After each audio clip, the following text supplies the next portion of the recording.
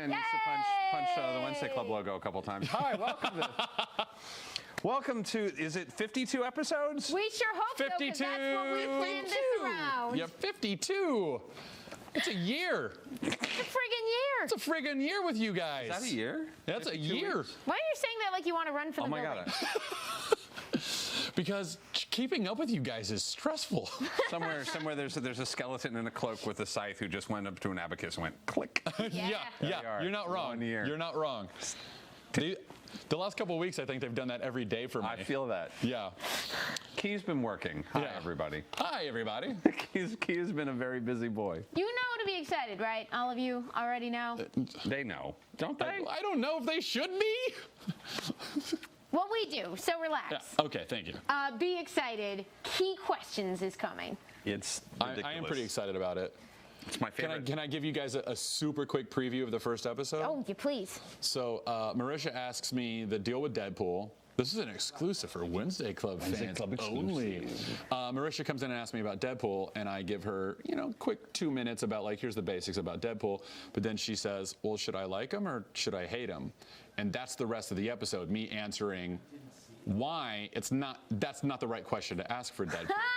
The right question to ask with Deadpool is, why do I like him or why do I hate him? Because Deadpool's central conceit of breaking the fourth wall makes him a more malleable and plastic character so that people see their values in him. He's a more subjective, you can't interpret him from an objective standpoint really, like you can with Superman. He's a more subjective experiential character. So the way you like Deadpool might be a reflection of the person that you are. Not everyone likes Deadpool the same way, is what you're saying? Nobody. Essentially, no two people like Deadpool the same way. But like, how many other characters are like that? Like, if you like Superman, you like Superman. Superman. He's Superman. He's a Boy Scout. He brings hope. He's a harbinger of hope. He always finds a way to do the right thing, and even in the worst of circumstances. But you can't say that about Deadpool. I like chill Deadpool. I'm a big fan of like chill, sweet Deadpool. Yeah. X-Force Deadpool. Oh, X-Force Deadpool. He's very chill, but weirdly works. Well, okay, now we are we are way sidetracked. Anyway, I'm excited for it, but I'm also really nervous for it. We'll do a Deadpool episode and we'll talk about it. Amazing. Thank you. I'm excited. Yeah. It's going to be great. Key questions next week. Oh man, and the Doctor Strange one is yeah. Okay, sorry. You did a Doctor Strange one? We haven't done it yet. I'm in the process of writing that one. Poor man. But that is yeah. So if I talk about it anymore, that's all we'll do. We do have a plan for today, sort of. Kind of. It has to do with I just, as we established this, what's so cool about it being 52, and what does that have to do with our choice of topic? Well, for those of you who don't know, take a drink. My lovely wife Brittany, take a drink. I've already said Dr. Strange. Let's get you get all. If you're doing alcohol, you're already a little tipsy. Woo! You're already a little loop. Especially if you watched last night's Black Panther special we had over here. That was also very. Oh, how was that? That was so good. Oh yeah. If you get a chance, it should be on the SVOD. Was it Damien and B-Dave? Mm-hmm. And a friggin' all-star. A cast of thousands. Aliza was here, Marquis was here, Phil Lamar was here, an entire dance crew. They had a dance crew. What? There was a dance crew. That's not. I want to. We exceeded the legal limit of people we were allowed to have on set. It was great. Aw, I am jealous. That sounds awesome. It was super fun. Yeah, worth checking out. It was a really good time, and everyone walked away like giddy. But yeah, so there's this thing. I'm sure by now, if you've been reading books with us, you're aware that the big two, DC and Marvel, are big continuity. I'm going to clean this up for internet. Cluster bungles. Cluster bungles. Charlie Foxtrots. I love that phrase. What a Charlie Foxtrot that is. That's great. Weird chronology and obscure characters, and it can be very rewarding to know these things and how they all interact. But of course, it's all kind of a mess. And one of the things that they do to kind of clean up these messes on occasion is they have these big crossover events, which is super cool. It's kind of the comic book version of when you were a kid and you took all of your action figures and you turned them into teams and made them fight, but you just spent all day like figuring out where their bases were going to be and who was spying on who, and then you never really if you figured out eventually you can't really fight with action figures and then sort of banging them together, but they were very well organized. Yeah. Possibly with dental floss so they could go down ropes. This is a thing. You can do it. If you also take a balloon and the straw and put it in, they can go up. Anyway, that's digressing. Balloon and straw and dental floss, look it up. I'm sure someone's done it. Anyway, it's not just me. I'm going somewhere. This all started with this thing called Crisis on Infinite Earths, which was, as far as I can tell, the very first crossover, and the very first, or like not crossover, but the very first universe-spanning Nothing like this had ever been done. No. And another way to put it, and I say that only because Marv Wolfman talks about it in here, is that it was the first limited engagement, big event crossover. Like there had been like team-ups. JSA and JLA meeting each other. Yeah. It's wacky. Avengers versus Defenders, you know, like that stuff. But it wasn't until this that they were like, cool, now we're doing a special title for a limited run. Yeah. The best. It's and it was also the first time that someone was like, you know, this is kind of complicated. We should probably pare down our universe into something that's manageable. The DC universe was deeply unmanageable. They had like somewhere around the lines of several hundred alternate Earths that existed and different characters that lived on hundreds of these alternate Earths. And just through a numbering system alone, I found an Earth 3181. Oh my God. Earth A, B, C, Earth C minus, C plus, Earth D, Earth 1, You're joking Earth about I1. Earth C minus and C plus. C minus, C plus, pre-crisis. Is there a Earth C++? Nope. And there's Earth Earth C is Captain Carrot and his amazing zoo crew. Zoo crew.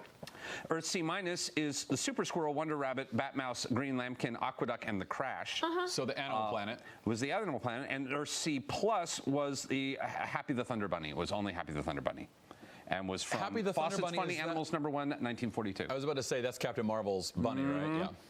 Yes. But it says Happy there, and his name is Hoppy, isn't it?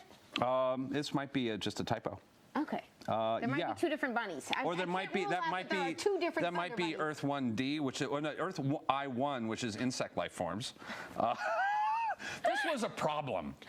I'm desperate to get into it because I'm very curious how this timing works out, because there's an intro that explains the need for this project that goes with issue 1 of Crisis on Infinite Earths, which contains, I'm almost certain, some shots fired at Secret Wars. But like, had Secret Wars already come out, or was that later? I think Well, Secret Wars they both came out the same year. Yeah. I thought. But Secret Wars wasn't a continuity. But why Crisis on Infinite Earths? that wasn't a... Why make sweeping, drastic changes at all? Everything's fine the way it is, isn't it? Why team all our heroes together in one cosmic saga? Not to sell toys, certainly. Ooh, that's a shot. That is a shots fired. So, according to the Marvel Wiki, I'm looking up right now. We are doing. I gotta say, 1985 to 1987 must have been incredible years to be like coming by your local comic shop. It says it's 1984 here. This? Secret Wars. That's 85. Secret Wars, okay. That's January to December 85. Secret Wars is known as the first crossover, but the whole point was that was just, we plucked a bunch of people out of their time, put them on a planet, made them fight, and then everybody kind of went back home. This one was like, we're gonna do a big thing that changes the universe as you know it. Yeah, Secret Wars was very much a toy selling. Oh, and those gimmick. toys were great. I bought them. I didn't even know about the comic book. I own some reproduction toys from. I have a couple of originals. The best thing that was ever made. Limited series published from May '84 to April of '85 from Marvel, written by Jim Shooter. Make yourself a note to go Google an image of the Doommobile once this is over, and you will see the best toy that was ever made. Oh, do you remember it? I believe I do. It was in the wheel. It was a car in its own wheel. Yes. It was a little rolling car, and it was inside a giant tractor wheel, and then it would hit things, and it would just flip and like hit the wall, and then amazing. flip. That is pretty rad. It was amazing. But so the other Marv Wolfman talks about how he pitched doing this in 1981, and then it took them 4 years to do the requisite research and writing. I found our buddy from the letter column episode. Speaking of, we do need to do the daily. Yes, okay. Before we get Can you hold that thought? Yes, I can. Okay. So this all runs down to, after they had these thousands and thousands of worlds in the current DC universe, they decided, because of a series of like weird coincidences, that they would limit it to 52 alternate universes, because Superboy Punch's time. We'll get into it.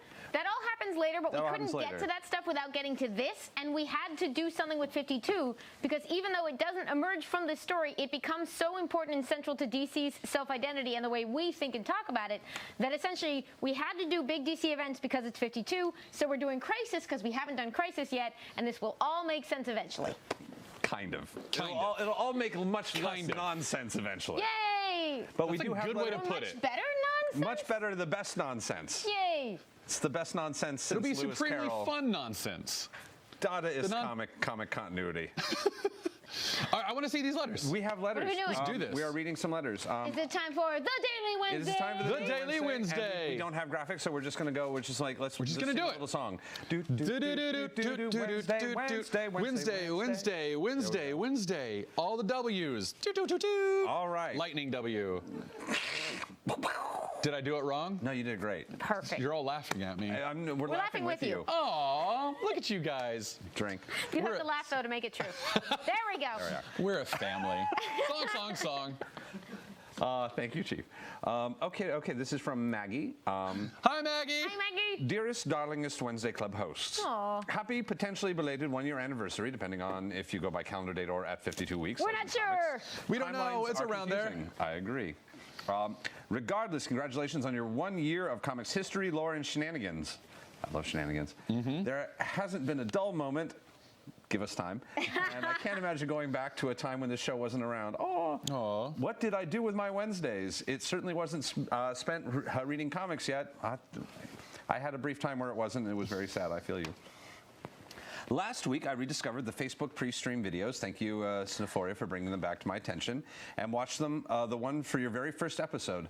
There I saw the question arise about whether or not this show would be accessible to new comic book fans, and your enthusiastic response that, yes, it would.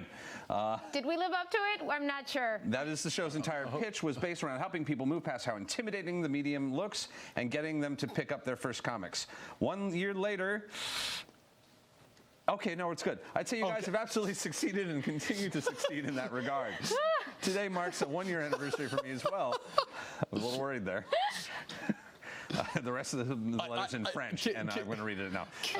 Can you imagine if they had said, 1 year later, I'm happy to say it has not, but I have some no. suggestions. No, Like, no, it's, yeah. it's from my mother. That would be so great. Oh Yeah, my thank you, Mom.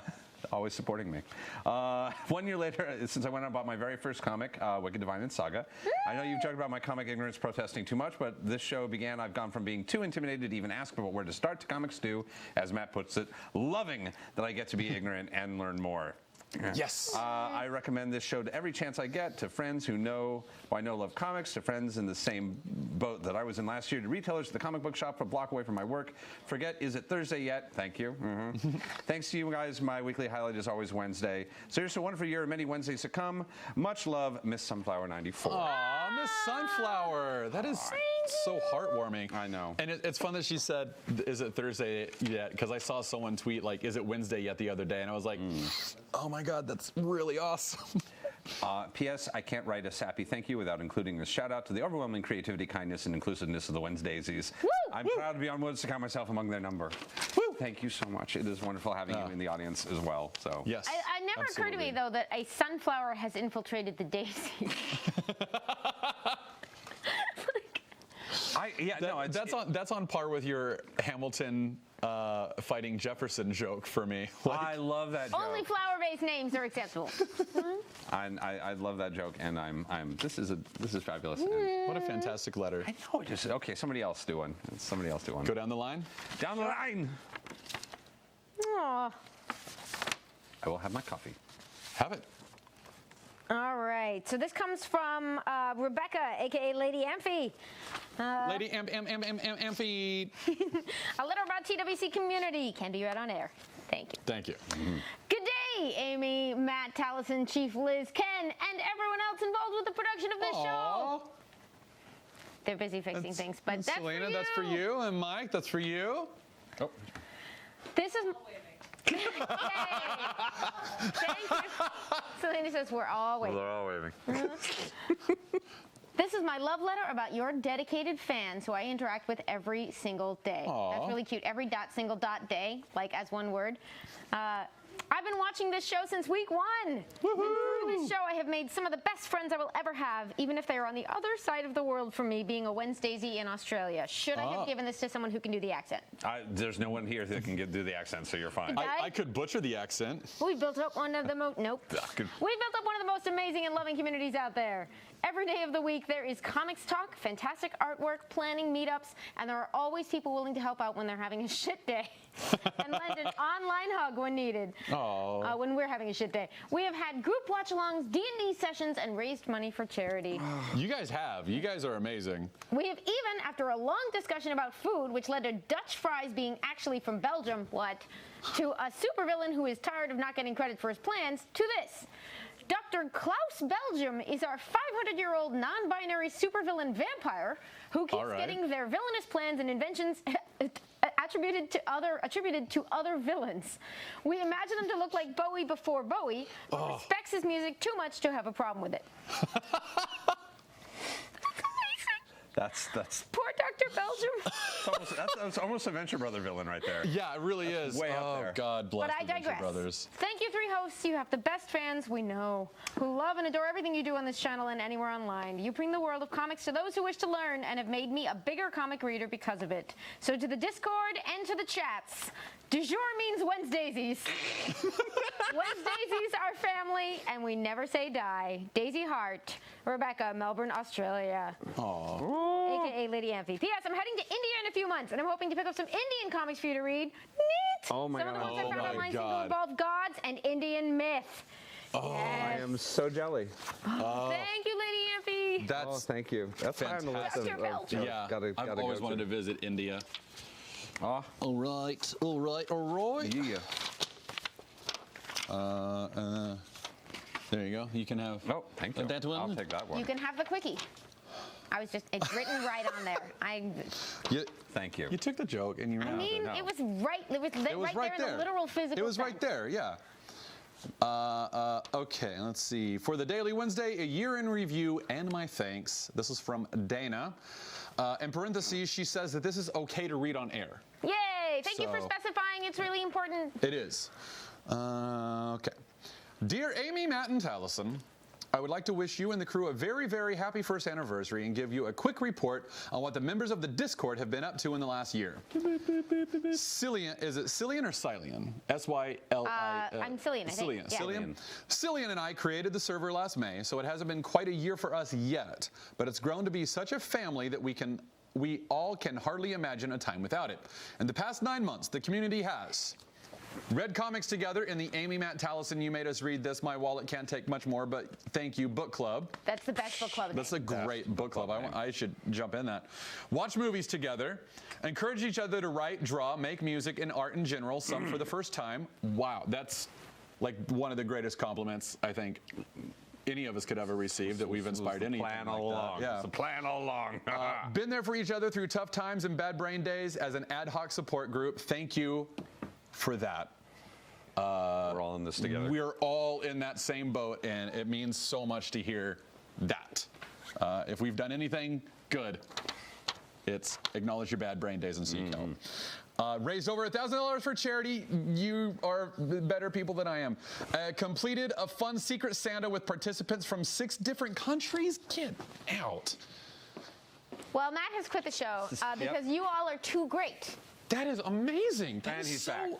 Oh my God, I'm sorry. That's awesome. Comic book changes just don't last long. No. We had a cast shake up and he was back before the end of the thing. To be fair, Jean But Grey don't died worry. and resurrected twice while he was gone. So Yeah, that's true.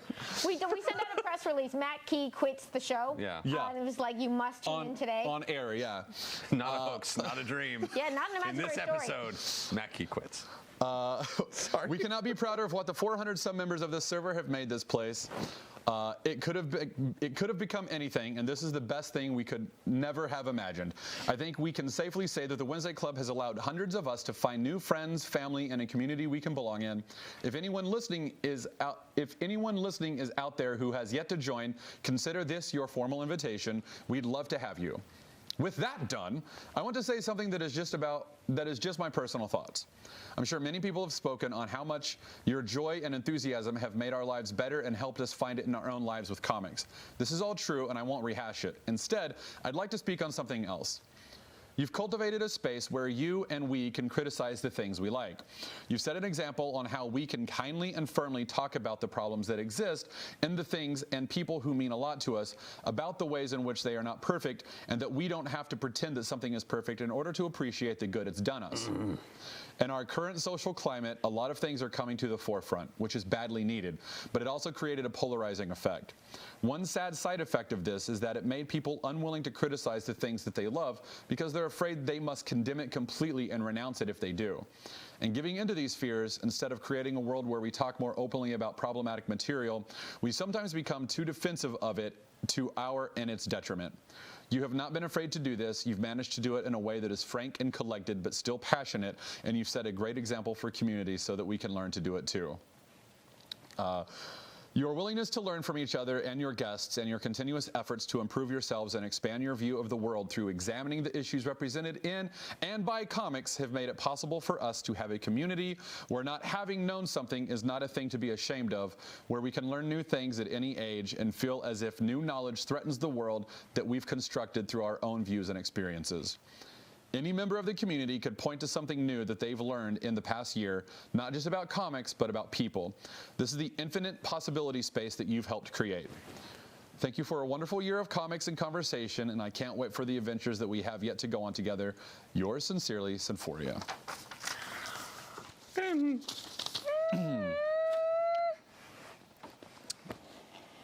And now a moment of silence as we let that sink in. That is a beautiful letter. Thank you so much. Thank you so much, Symphoria. Yeah. Wow. Yeah, that's. I'm going to go into another one now. It was our last letter of the. Yeah, Chief's note, happy sob. Happy sob. Yeah, that's. We are I'm so trying, glad. and we promise to always try, and we are so glad you are with us. Hey, yeah, thank you. It's nice to have someone literally parrot back the we want to do this comic show that kind of does this, and this, and this, and then have someone write a letter going, thank you for doing a comic show. Thank you for that doing does this, and this.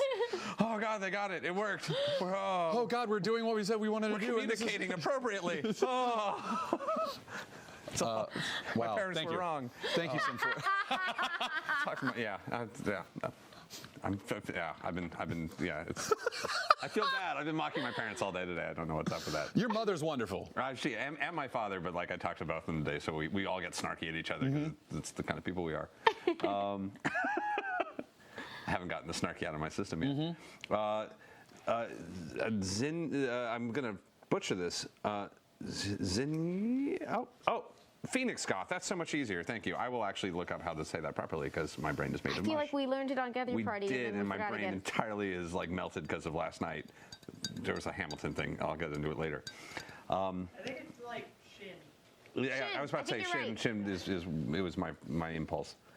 Hi, Matt, Amy, and Taliesin. Hi. First of all, congratulations yet again on your 1-year anniversary. Oh, thank you. Second of all, I'm not together yet. I'm not sure whether I should thank you or yell at you for recommending Fables. Yay! Oh no. Oh no. I have a funny feeling.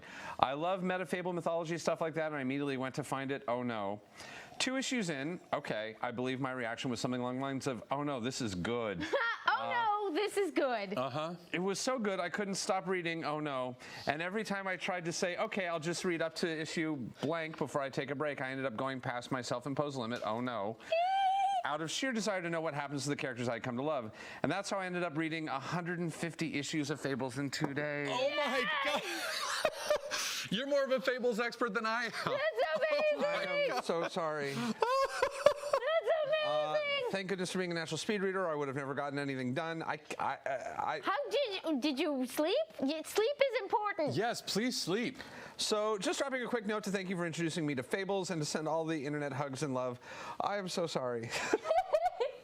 Yeah, it's a thing. Yeah, that's a thing that happens. We told you about Jack and Ferris in the novels, right? There's more. Yeah. There's more. There's always more Fables. Oh man, thank you. Hugs, Phoenix Scott. Thank you. Thank you, Shin. That's wonderful. Yeah, that was just lovely. Yeah. Oh no, this is good. Oh no, this is good. Today.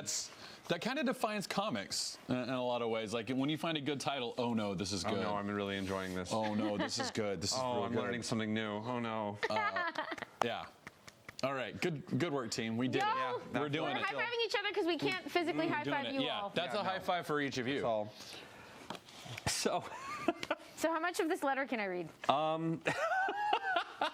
let's give them a little more context before we That's what he does in the letter. oh, well, that's fair.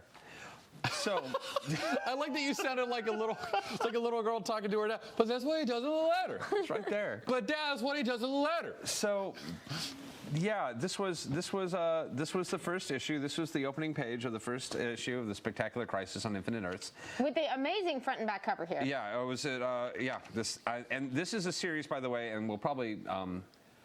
Oh yeah. 75 pages Wow. an hour.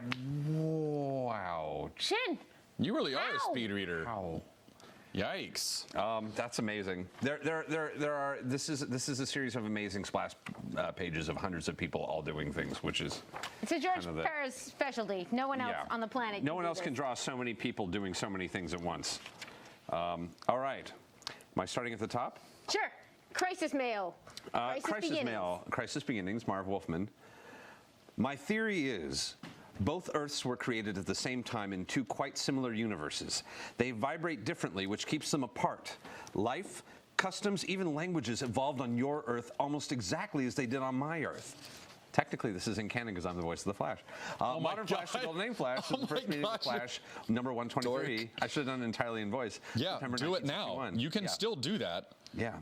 Let's So he just read the quote from September 1961 from what was it called? From the first meeting of both the Golden Age Flash and the Modern Age Flash in Flash 123, 1961, which was the first time that the original Flash character of Jay Garrick. Jay Garrick, who wore the funny hat and the denim jeans, Looked a little bit more like Mercury, and but wouldn't got get his him. power from hard water. What, like nuclear hard water? No, it was just hard water.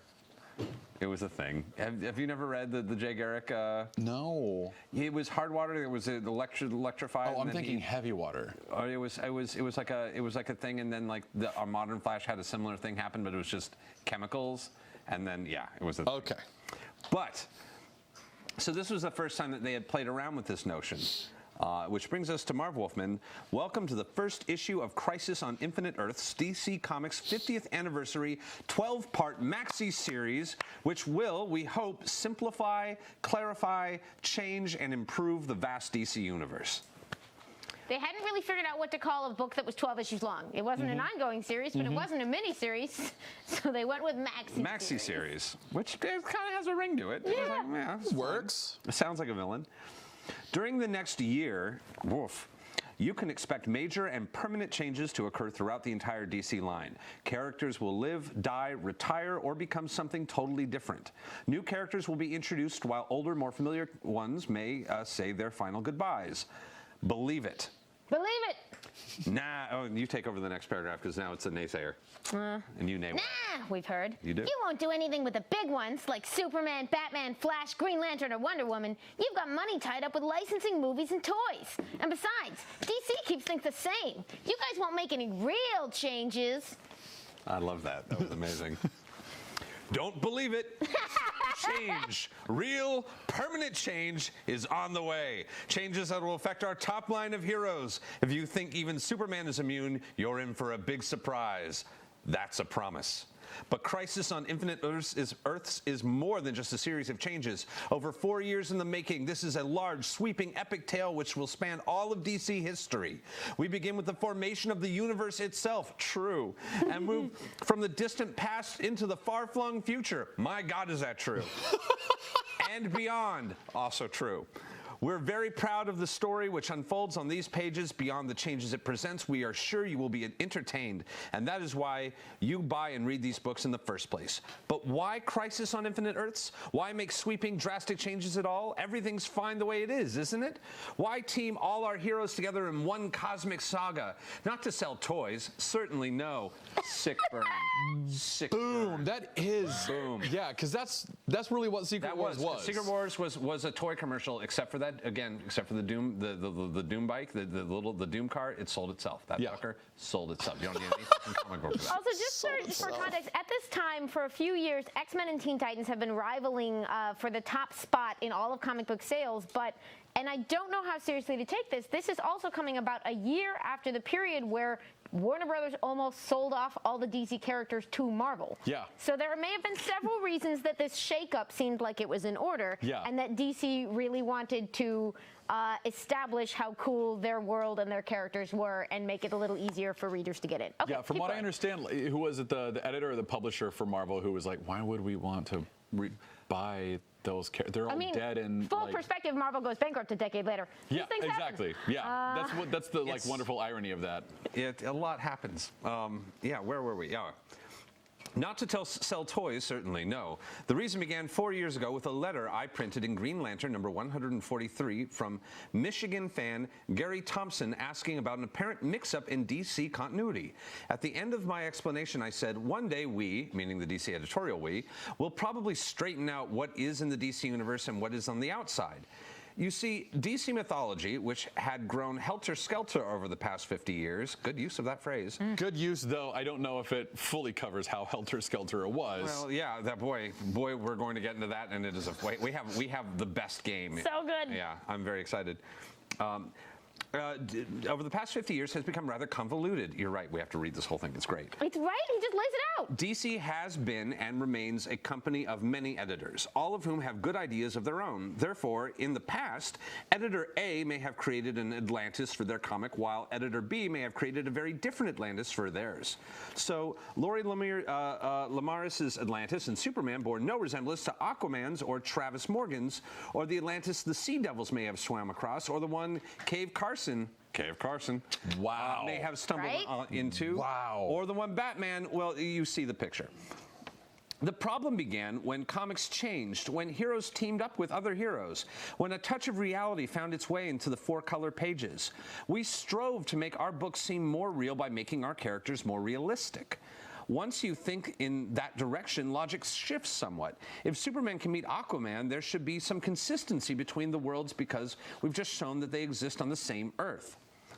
Slowly, the idea of consistency became more and more important. Flash's world was the same as Superman's and Batman's and Wonder Woman's. If you root your characters in a real world, then the characters themselves become more real. Oh my God, this is so good. Lays it out. Except we at DC had a problem. And it began back in 1956 in the 4th issue of Showcase, a DC comic which introduced, and if anyone wants to take over, that's fine, but I'm enjoying this. No, do it. Killing it. A DC comic which introduced new characters. In that issue, we met young police scientist Barry Allen. Barry, it turns out, is always late with everything he does. One day, in his lab, he reads an old comic book about the adventures of a superhero called The Flash. Wondering what it would be like to be the fastest man on Earth, he puts down the comic, begins his work, and suddenly a lightning bolt streaks through the window, shattering the jar of chemicals on the shelf before the young scientist. The chemicals splash over Barry, and lo and behold, minutes later, he discovers he's been given super speed. Just like the comic book character, The Flash. He takes the name of the character, sews up a brand new costume, and is soon known the world over as The Flash. In 1956, I didn't know there had been an original Flash comic in the 1940s. This is Baby Marv Wolfman. Baby Marv Wolfman. But other readers who were older than me knew, and they wrote demanding to see the original one more time. Flash editor Julie Schwartz agreed to have the modern Flash meet his Golden Age inspiration. And so he and writer Gardner Fox dreamed up the now classic Flash of Two Worlds. A story which appeared in Flash 123. In this story, the Flash, while entertaining some children, vibrates out of our universe and into another. Flash finds himself in Keystone City, home of the comic book Flash, or the Golden Age Flash. The two heroes meet, and Barry explains what happened. Oh God, I got to do my Barry voice. You were once well known in my world as a fictional character appearing in magazines called Flash Comics.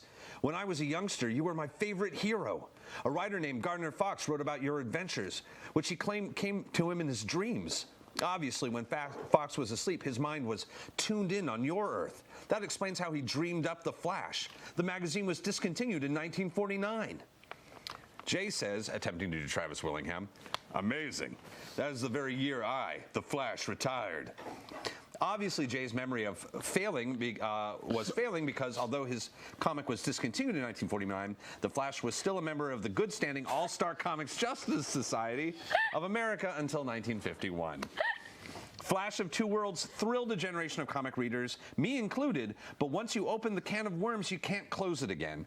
Flash meets Flash on a regular basis. Then the Justice League meets the original Justice Society. I have a visual aid for this one. These became annual picnic crossovers, basically, and they were where the Justice League and the Justice Society met up. The original story was Crisis on Earth 1, I think. Followed by Crisis on Earth 2, and then Crisis on Earth 3, and they became a tradition of meeting up these different characters that you can read in these sort of origin volumes called Crisis on Multiple Earths. It was an annual meeting, basically, of the characters from these versions of things that would go on for about 25 years, from the early 60s to the mid-80s, when all this goes down. Okay, please continue. Okay, I'm reading this apparently. All right. Earth 1 and Earth 2 became code words. Earth 1 featured the modern heroes, and Earth 2 the originals. Although I kept wondering why the originals weren't on Earth 1. Boy, it got worse. It's going to get so much worse. Just for further clarification, Earth 1 is Silver Age heroes. Earth 2 is Golden Age heroes. Earth 1 is the superheroes you probably know as the DC superheroes, the Justice League, and Earth 2 were the ones from the original DC superheroes for Earth 2. Earth 1 were the second generation. Yeah. It's called when you outsell your previous generation, you get to be Earth 1. Oh, and we'll get into Earth Prime. Oh, man. They probably weren't outsell. We need circulation figures to really settle this. Yeah. They were currently in publishing, so that might have been it, is we're publishing Earth 1, and Earth 2 has been discontinued. But, oh, man, it's going to get worse. But if you read carefully, you can see the problems. Barry Allen had read all about the Flash. He knew his secret identity, Jay Garrick. Now, Superman was a member of the JSA. He had comics being published in our world, too. His identity had been known, but unlike the Flash, Clark Kent is Clark Kent. Nobody changed his ID along with the way. Superman wasn't resurrected with a new identity and costume. Other problems arose. Why stop with Earth 1 and Earth 2? Earth 3 was created with no superheroes at all, just supervillains. Then came Earth S with Shazam heroes. Earth X with quality comics heroes that DC owned. Then came Earth Prime. Earth Prime! With Optimus. No, not Optimus, but that would be cool. Yeah. Earth Prime is a whole problem. The world we readers were supposed to live on while reading about the characters who lived on Earth 1. Yes, we're supposed to be Earth Prime. Oh, man. Then we published comics featuring both sets of Earths. Characters crossed Earths because writers or editors couldn't keep straight who lived where and when. Why did some characters age and others stay young? Black Canary crossed from Earth 2 to Earth 1, yet she wasn't as old as her fellow Justice Society members. Just pointing out, that's a thing that actually, if you read through these, you just get an annual, I've said this before, but I love, it's my very favorite thing. It's how I fell in love with the DC Universe, aside, like, once I was doing comics and not just, if the animated series will introduce you to these, but these will give you your comic book history. And a thing that happens is partway through, Black Canary switches Earths. So instead of visiting from one side, she just basically decides to moves on to the other one, and then, unfortunately, in the long term, you do get the problems he's about to describe because everybody else from her Earth gets older. Oh, man. Time passes differently on another Earth. Yeah, but she's young. Easy answer there. The modern Black Canary was the original one's daughter. Sure, but the problems continued. We had two sets of Supermans, Batmans, Flashes, Wonder Womans, Green Lanterns, etc., etc. We also had a dozen different Earths, and so on, and so on, and so on. Oh, man. Writers like to complicate matters, and what began as a dream of a story, Flash of Two Worlds, had turned into a nightmare. DC continuity was so confusing, no new reader could easily understand it, while older readers had to keep miles-long lists to set things straight. And the writers, well, we were always stumbling over each other trying to figure out simple answers to difficult questions. But multiple Earths weren't the only problem. We had multiple futures, too. Superman had met Kamandi, my favorite. And the Legion of Superheroes. Why doesn't the Legion's future jibe with Commandi's, or with Tommy Tomorrow's, or the future Green Lantern stories, or with a dozen other futures we've shown at great lengths in our books? As I said, a nightmare. For the past several years, many people have suggested fixing up the DC universe, simplifying it, making it consistent, yet in a way which would not prevent experiments that varied with an established future. I remember Gary Conway talking about his Big Bang Theory several years ago. Other writers and artists have often mentioned how they wish the morass of continuity could be repaired. Well, Crisis on Infinite Earths will attempt such a repair job. Wow, God, the hubris. They knew exactly what they were trying to do. Oh, yeah. It's so impressive. By series end, DC will have a consistent and more easily understandable universe to play with. This is true.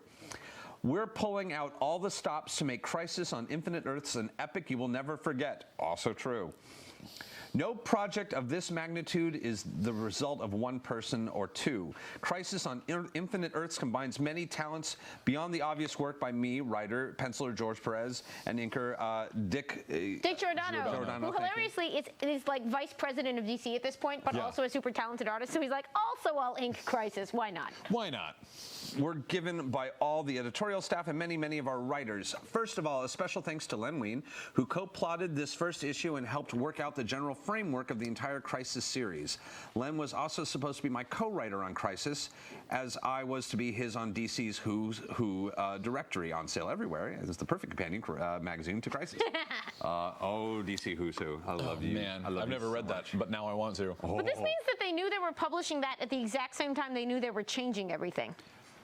Maybe, yeah. Well, the essay that he writes in this. This is the beginning essay, and this will be the collection essay? This is, I think this was from like 1998, I want to say. Nice, good. It's one where he talks about the prisoner, right? Yeah. Yeah, okay. 2000.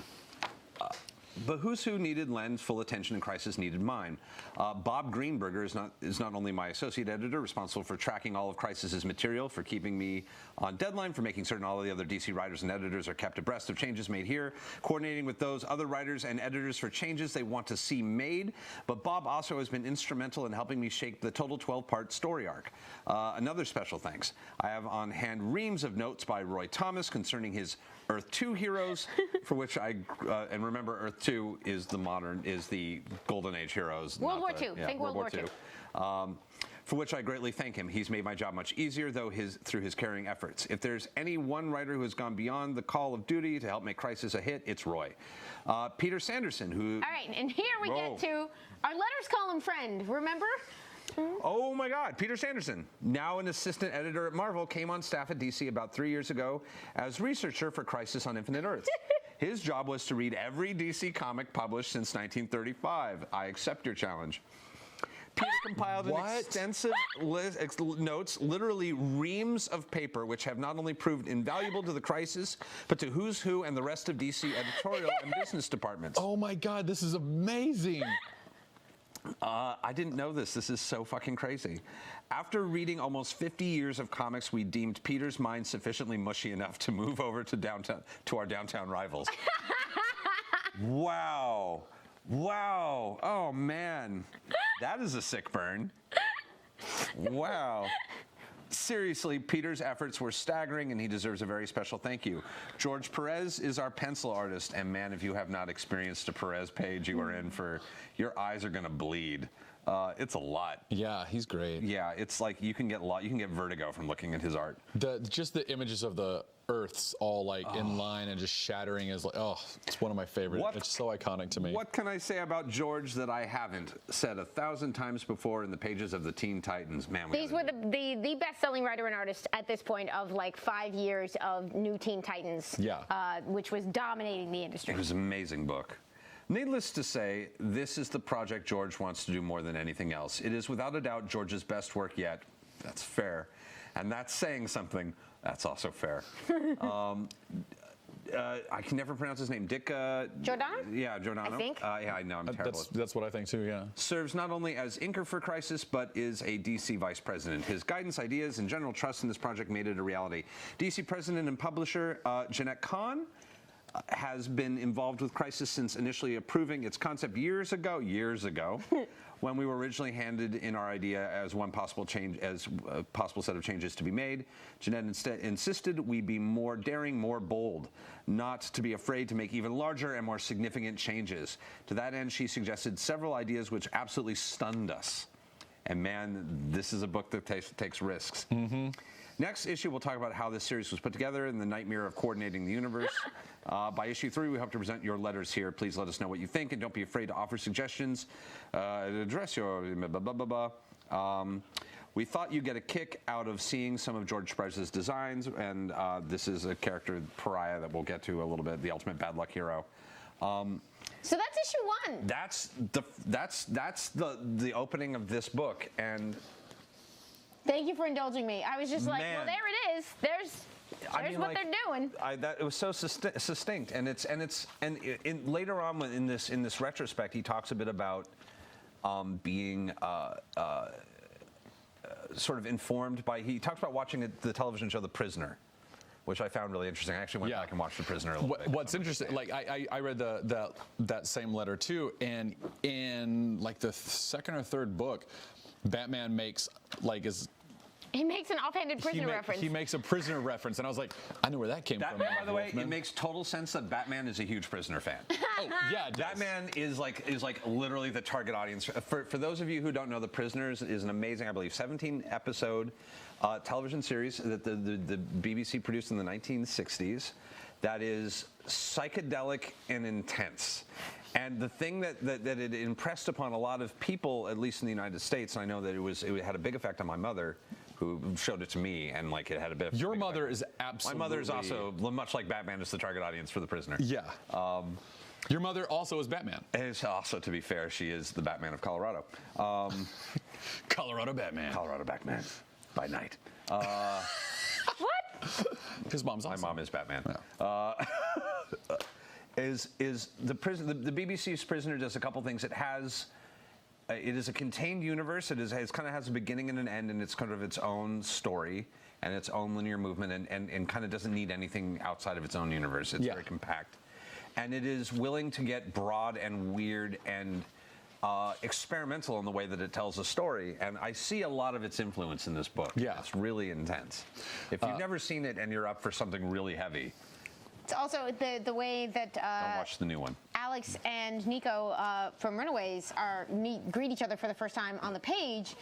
Is that he refers to as that girl who hasn't given back his prison DVDs. Those things are expensive as fuck. Yeah. So in this nice little introduction that Marv Wolfman writes for the 2000 edition, that's excellent, newly colored and everything. It's really pretty. Which we should side by side some of those colors. Yeah, that would actually be really fun to do. They're really I like the popping. off-register colors. So do I. I do too. I actually prefer the older comics. I like it to look like I can buy like something out of a Cracker Jack box. And yeah, I feel the same. I like get those X-ray specs. Yeah. So he talks about loving when he was a kid the Justice League of America, meeting the JSA and how they would all interact. But then he says, but being the greedy fan I was, I always wanted to see a single story featuring all the DC superheroes from the past, present, and future. I even came up with a villain for the saga and gave him the ever so awesome name of the Librarian. Pretty scary, eh? What's he gonna do? Charge the heroes a nickel for a day of overdue books? Don't you know the Dewey Decimal System? Sorry, had to. He then goes on to say that he had wanted to do this before, he had pitched it before, and it was never the right time. But then in 1980, he's working on New Teen Titans, Superman, Batman, and Green Lantern. While writing Green Lantern, I received a letter from a fan asking about a mix-up in DC continuity. In my reply, I said, one day, we, meaning the DC editorial we, will probably straighten out what is in the DC universe and what is outside. At this point in its history, DC Comics had Earth 1, Earth 2, Earth 3, Earth B, etc. There were superheroes on each Earth, and though old-time readers had no problem understanding DC continuity, it proved off-putting to new readers who suddenly discovered that there was not one, but 3 Supermans, Wonder Womans, Batmans, etc. So he goes on to then say, we announced Crisis in 1981 at a comics convention in New York City. They announced it in 81? But researching DC's long and convoluted history, which we just found out that your letters column guy Peter is Sanderson! is like the unsung hero of comics, apparently. A long and convoluted history kept us busy for several years. We decided to hold off on publishing until 1985, which was also DC's 50th anniversary. So that's all I wanted to point out from you. Yeah, He says there's a letter in number 2 where he basically elaborates on the fact that like he was going to some convention and he was supposed to meet Len Wein at the train station, and apparently Len Wein is late all the time, and he was just like, so I was stuck at this train station for like 40 minutes and I had just written that editorial column for Green Lantern and I just got bored and started thinking about how I would fix it. Oh my God. Haven't we all? And by the end of the convention, like they went to pitch Crisis on Infinite Oh, Earths. that's amazing. He does also, it's interesting because in that one he does a lot of promising about how permanent these changes are going to be. And what's very interesting is that they weren't. But a lot of them were surprisingly permanent. There was the things that you thought were going to stick didn't, and it was interesting what stuck and what didn't. Yeah. It was very, very interesting. It was as close as these things have ever come to being real permanent change. And it did do one thing, which is it did clean up DC, and DC has never gotten as messy again. Like, not that you could. I mean, it immediately got messy again. It got, but like this is we'll at some point we'll go into like how deep it goes, but like I don't even know if this will read I'm very excited. of like how many multiverses there are. You could just, Yeah, let's just like let's just let it scan. Oh, yeah, it's not showing up at all. Oh, here I can. There we go. It's like you can at least see. yeah. Nope, you can't see a dang thing. It's just but this nothing. is an enormous list of many, Hundreds and hundreds of Earths. nearly infinite Earths. Yeah, and several unclassified ones. And then and the attempt to now narrow it down to only 52 Earths, which is what they tried. I do want to show off this cover, which is the cover for the first JLA JSA team up. It's the seance one? I wish, yeah, it's not the cover of Flash of Two Worlds, which is very famous and you should look it up. It's the one that they did a TV version of where they're each running on either side of a brick wall. Yeah, and a guy's about to get trapped. That was the one they were talking about, the Flash of Two Worlds. But the follow-up to that The seance, man. was this. Look at that. Justice League of America. I want to say 21. Who's up there? There's the Atom. There's Sandman. No, there's Dr. Adam's Fate. Hourman. Dr. Fate, Black And that's the original Green Lantern. Hawkman. Yeah, there we go. Hourman. Alan Ladd, right? Was that Alan Scott. Alan Scott. Green Lantern is Alan. I cosplayed him many years ago. And not then surprising. I love you. the Justice League, of forehead course, porn. down here. Of Superman, Batman, Are you Martian Manhunter. are you Russian, all of us? Yeah, I don't know. I'm getting weird. Martian And Wonder Wonder Woman. So I love that back after 12 years, the legendary superstars of the Justice Society. 12 years seemed like a really long time when you assumed that your readers were 9. Yeah. They have jobs now. A lot has changed. But yeah, that was the... This is where it all, like, I guess it's where it all continued more than where it all started. But this was the original that was too much fun to leave alone. But then, like he said, once the can of worms was open, It's the action figure game. Like anybody who's Yeah. ever played with action figures know that it's all about He-Man meeting G.I. Joe. Yeah. Or like, it's whatever figures you have in a giant cluster together. And Yeah.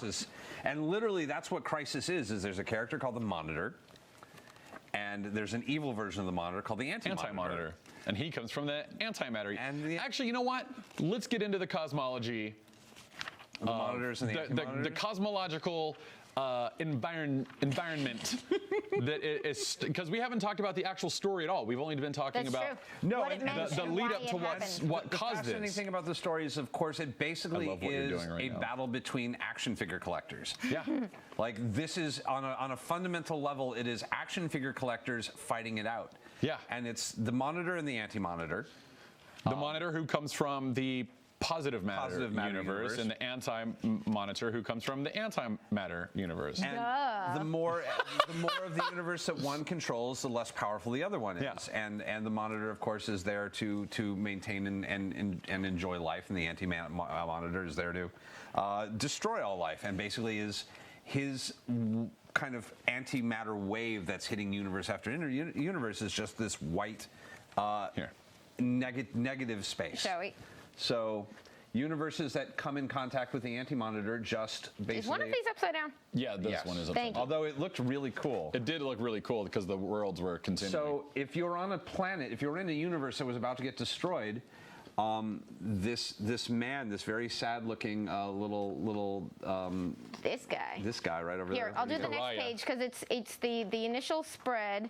I'm really torn. I'm comparing the aged but very beautiful coloring with the recoloring, and I have super mixed feelings. Wow, yeah. You know, I like the original.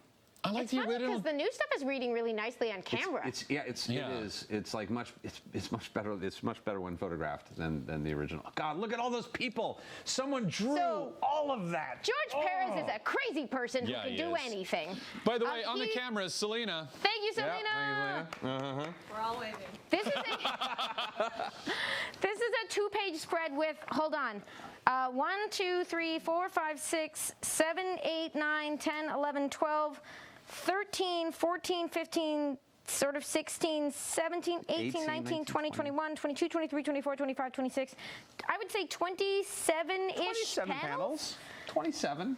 which That's funny. You Which can is a see lot. getting skinnier as you go towards elimination here. If you remember back when we did our breakdown of Wictiv and the changes in panel shapes, George Perez is an absolute genius. He is the grandfather of a lot of like of linear story. There's so much like the same way that that Kirby knew how to tell stories with posture and color. Perez, I mean, like it's the way that he moves things around a page is truly remarkable. And the way he alternates, like a scene where everyone is fully lit with an incredibly dramatic shot, for instance, of one eye and someone crying. Sorry, Selena, you're the best. So you've got worlds coming apart, right? And then one very moody shot of somebody's eye. Single tear. There's so much story happens in 2 pages without you feeling like you're losing time. Look at Pariah's face on that bottom the bottom left. Like look at him talking to. Pariah has a very Pagliacci sort of expressive clown kind of quality. Wow, you went Commedia dell'arte. Yeah, right there. I mean, It's there. No, I'm not saying that you're wrong. Just like No, there's. wow. I mean, like, well, this is the thing is, and we'll get into the Psycho Pirate. Is if there's something, one of the things that Crisis is a lot about is people having vast emotional reactions. Yeah. It's operatic. It is a very operatic book. Worlds collide and end. Like one of my favorite, every issue. One of my favorite things about this that I had forgotten about until I started rereading it is that it will go for like 3 or 4 pages at the beginning, like this sort of like preamble, and then it gets into the meat of the story and the title. Yeah. It'll be like, this world ended. Like even in that first issue, this world is done. You know, this world that you've read before, done. The entire universe, dead. Earth 3, peace, gone. You remember bye.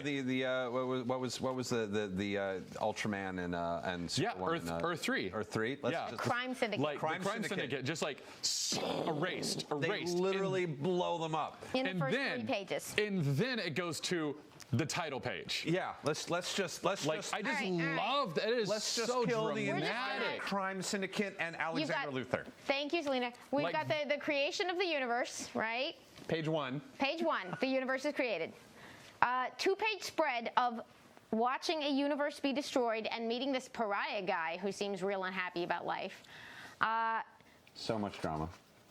And? Realizing we're on Earth 3 and recognizing the members of the crime syndicate, who you'll remember from the Crisis on Earth 1, 2, and 3, the very first of the JLA JSA meetups was when they discovered this other Earth of all bad versions of them. So it's got deep tradition and ties into what they're doing here.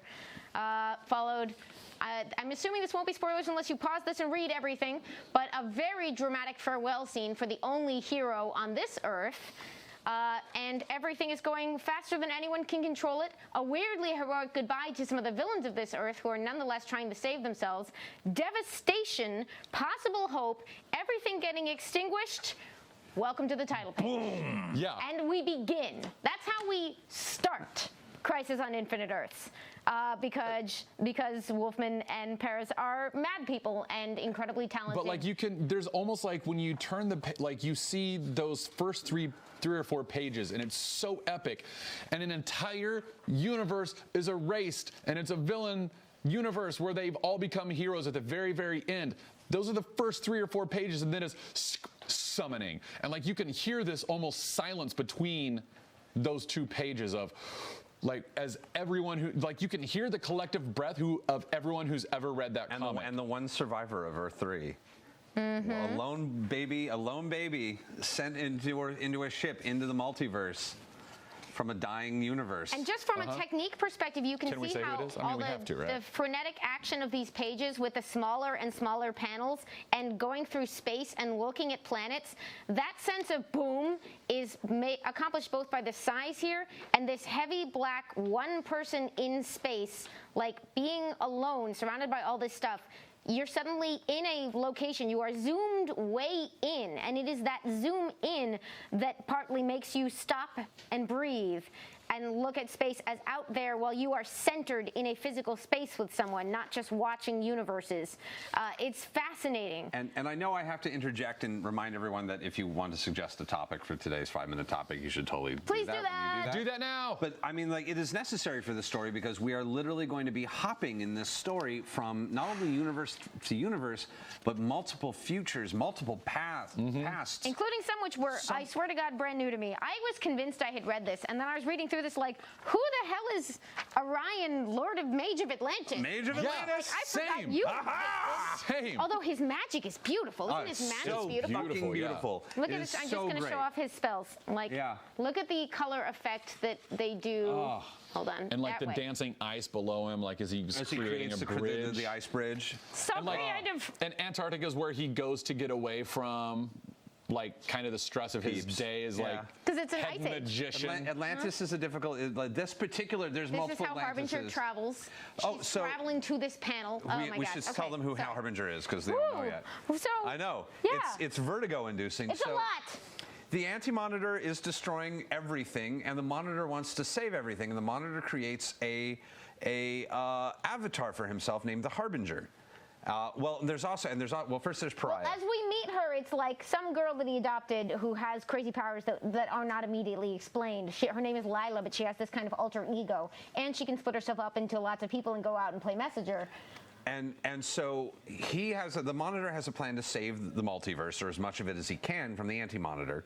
And there's also this weird character. There's this Pariah who shows up on an Earth, tries to warn, and who's being punished somehow, who shows up on these Earths, tries to warn everybody that they have to do something, but there's literally nothing There's to be nothing done. that can be done, and he just ends up kind of crying every He just single gets time. to watch everything die over and over and over And again. I don't mean to downplay crying. Like, he's crying for good reason, but like, he's it's just a like broken creature by Yeah. this point because he's watched millions of Earths die over. That's all he does now is just witness the universe end. There's over and over again. one panel at the beginning there where he's talking about how he's watched so many universes die, and as he's saying that, he's reaching, Yeah, like a he young tries to save boy somebody. is reaching for him as the antimatter wave erases him. And he doesn't get to save and he anybody. can't Just save over them. and over again. They just blink out of existence. Yeah. It's the second page of the dang book.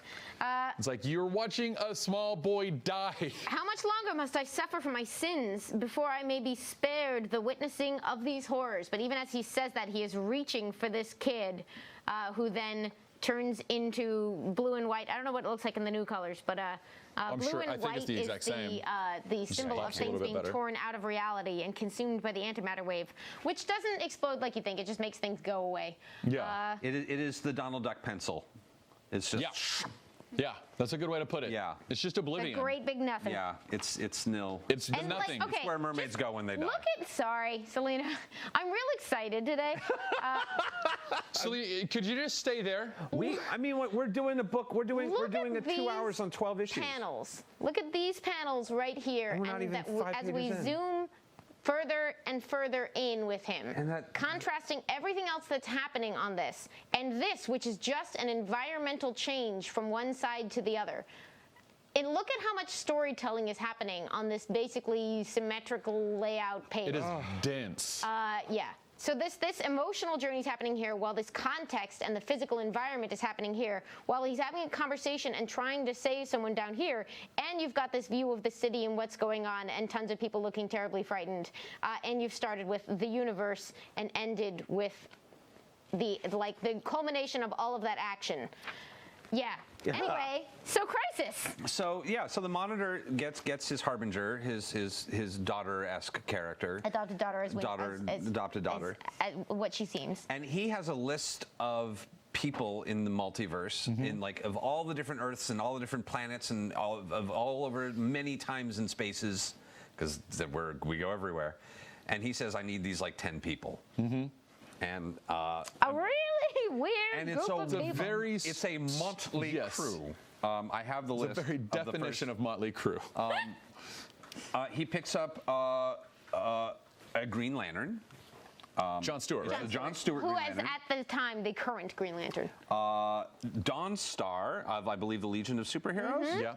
The Legion is a superhero team from the 32nd century, the 31st, I think. One of our possible futures. Yeah. Cyborg of the Teen Titans.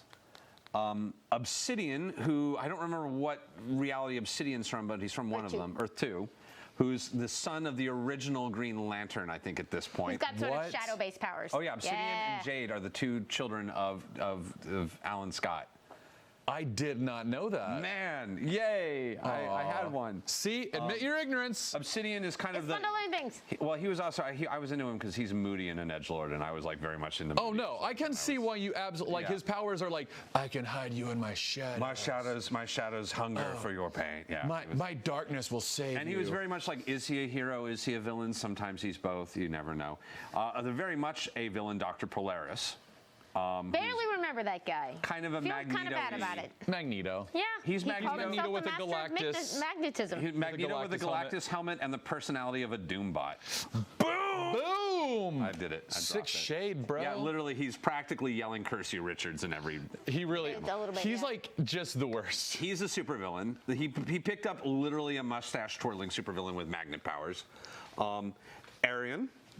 From one of the magic I'm going universes. with Orion. Orion? I don't know how to say it. Arion? It's Arion. Orion? Yeah, it's probably Orion. I think I was saying Arion. Arion? Arion. Arion, maybe? Arion. This is like Namor the Submariner. I'll never be the Centennials. I was a kid. I used to pronounce the Sentinels the Centennials. Oh my God. Oh, I didn't know. God, you're so great. dumb. No one Taliesin. ever said it out loud. That's super cute. Yeah, it was adorable. It was. Good work, Chief. Just that people just spell Orion wrong on that Earth, I guess. No, there's no. He's the Mage of High Atlantis from the Ice Age of our Earth, apparently. Apparently, 10,000 years ago. The older Superman. There's several Superman. 40,000 years ago, which Was it doesn't make any 40,000? sense, but I believe that is what they said. Yeah, that doesn't make. There are several different Supermen at this point. There's Superboy. There's two different Superboys. There's a Superman that's our modern Superman, and then there's an older Earth 2 Superman. graying at the Temple Superman. And This is the Earth 2 graying at the Temple Superman. Yeah, and that Superman was the Action Comics #1 Superman, right? He was the original Superman. Killer Frost, who, if you're a fan of the Flash television show, who has been manipulated to fall madly and creepily in love with, thankfully, pretty dealing with it as best as he can, Firestorm, who, bless him for not being into it, doing his best to be Though there was a line reading through it where he's like, I don't know. She is kind of cute, and she's like, oh. Luckily, he goes right back to being like, no, this is terrible. gross, icky. Bad. This is icky and bad. Yeah. No. Bless Firestorm, you're a good guy. He's acting a bit like a 12-year-old boy, but ooh, girls are gross and have cooties. And this is original Firestorm, which was a little bit more broier than the Firestorm we're used to. But I love the concept of Firestorm, by the way. That he's like a personality matrix. That is so. It's super cool. Awesome to me. He's a combo of two people. In this case, Ronnie Raymond and Professor Stein. Yeah. And at the time, one of his primary enemies was Killer Frost, who therefore gets sort of love potioned into by Psycho Pirate, who can emotionally manipulate. Yeah. Oh, yeah. And she's kind of like a heat vampire. Yeah. Right? She actually can absorb the heat from other people, which is why she is a villain and loves Firestorm as much as she because loves he's to fight Firestorm because he's a nuclear fire. Yeah. She can just eat all the time. Yeah. He's a forever feast for her. Geoforce. Oh, Geoforce. He sounds like a really bad, like, 1980s cartoon ripoff of G.I. Joe. He sounds like a he's like Captain G.I. Planet Joe's version thing. of Captain Planet. Yeah. And he's got the worst costume ever. Yeah. I mean, like, it's literally got a G and an F on. It's not great. It's not a great costume, and he's kind of a dick. He's a pompous. He's an earth melder, and he's a pompous schmuck. Yeah. Bless him. I mean, he's schmucky. I liked his bit with Markovia when they end up in World War II. Yeah. No, I mean, he's got some moments. One of the there's a lost. Oh wow. Okay. Well, thank God for the Flash TV show, because there was a time a few years ago where if we said Gorilla Grodd comes from a magical gorilla city that is full of technologically advanced animal people that we just don't know about, that's somewhere in Africa, you would have thought that that was as crazy sounding as it is. But they are now tricking you into believing that that is a thing. It is a thing in the DC universe, and the king of it is Solabar. He's pretty chill. I'm like, he's cool. He's got his shit together. He's a fun character to add to this mix. The Blue Beetle. Who makes a reference to being recently returned. I need to look up my Blue Beetle history. Like, he's inherited the mantle from somebody else. Yes, because there was a mystical Blue Beetle. Blue Beetle is interesting. If you're a fan of Watchmen, Night Owl is kind of is like an easy reference for Blue Beetle. He's got a big flying thing, and Ted Cord is his name, and he's kind of a tech head, but not like a super great tech head. And this was because Blue Beetle actually came from a library of characters from Charlton Comics. Part of the reason that DC ended up with this crazy million universe things was that they kept buying or acquiring other companies' characters. Yeah, their competition, essentially. Yeah, they started out as basically 3 different companies, National, All-American, and a third one. National Periodical. They semi-merged, so basically already in the Golden Age. And Detective Comics, Yeah. It was a big mess. So there's different webs of people working on different webs of characters, and then occasionally they would outright buy something, which is what they did with the Captain Marvel, the Shazam family characters. From Fawcett, right? After suing them out of existence post-World War II. And that was partially based on some of the lawsuits that they had, where they were saying, you're basing, like, this is Superman. Like, this is trademark infringement. It's like, no, it's Captain Marvel, not Superman. By the way, the one image of them filming the Captain Marvel movie made its way onto the internet, and I giggled. Oh, the modern one. Yeah, the new Captain Marvel. Yeah, with Zachary Levi. It's making me a little. For a second, because wasn't there like a 1940. There was a series. There were serials. There were original serials. There was like a 70s series. Oh, that's right. There was. Yeah, I thought that was what you were talking about. Captain Marvel, by the way, and we'll probably talk a little bit about him. I love Captain Marvel. I'm a big Captain Marvel fan. We refer here to the hero henceforth known as Shazam. Shazam. We'll have to disambiguate this forever. Shazam. There are many Captains Marvel, and it's very confusing, but wonderful, because they pretty much all rule. They're all pretty great. Yeah, Captain Marvels in general are pretty great. It's a lucky name.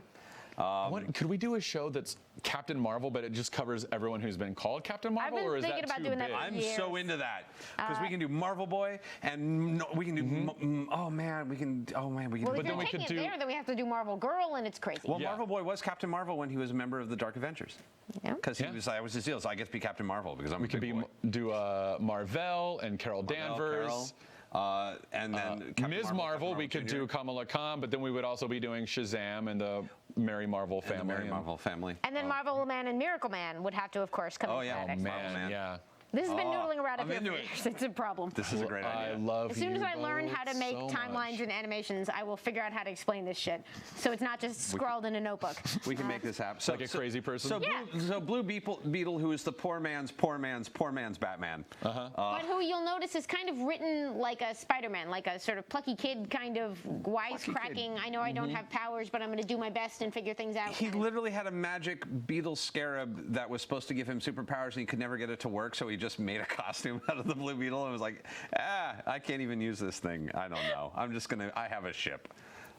Simon, who's a psychic character who's really creepy, a psychic villain. Simon, by the way, spelled with a P. So Simon, like psionic. With a glass brain. I love a glass brain villain. Oh yeah, dome brain. Dome brains are the best shit. We need to bring that stuff back. The minute you can do that, like that, like if I start to really lose my hair, I'm doing a dome brain. The lurking writer in chat says Captain Marvel, Shazam, actually outsold almost every other comic at one point. Didn't Yes, it? That is did. true. That is absolutely true and has an That's one of the amazing reasons you cast of don't characters. sue someone who's not beating you. Yeah. Yeah.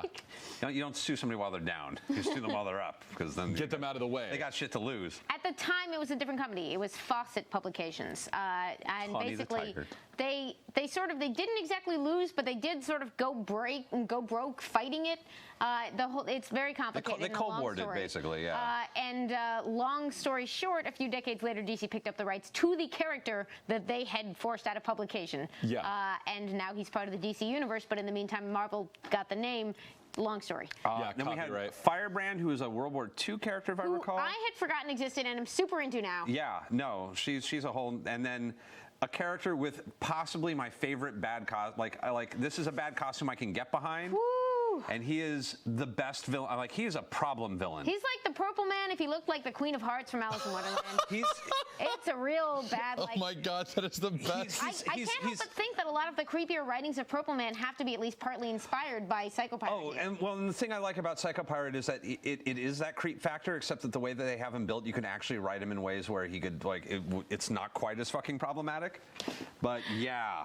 There's a lot of this could be much, much worse going on There's a lot throughout of this could be. book. Psycho Pirate is basically an emotion vampire. He can eat emotions and then broadcast them, and he is kind of fucking crazy. He has a thing where, like, he wears a mask most of the time. If he takes the mask off and then looks at you and changes his expression, you will feel the emotion that he switches to. So essentially, he can alter your emotions.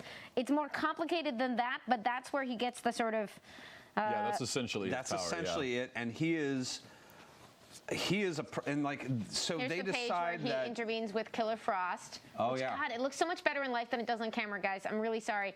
The beautiful, slightly off-registerness is part of the charm in real life, but probably does not read. see if we can get the camera to. Yeah. Camera to We should ever there we warn them go. when we're going to do this. I know, we should. So at the top, you see Firestorm effortlessly turning ice knives into flowers, which is just the kind of beautiful superhero thinking I love. This is why I love Firestorm. Is he is so much fun to play with. Yeah, And then, he can transmute Anything into anything into anything else, yeah.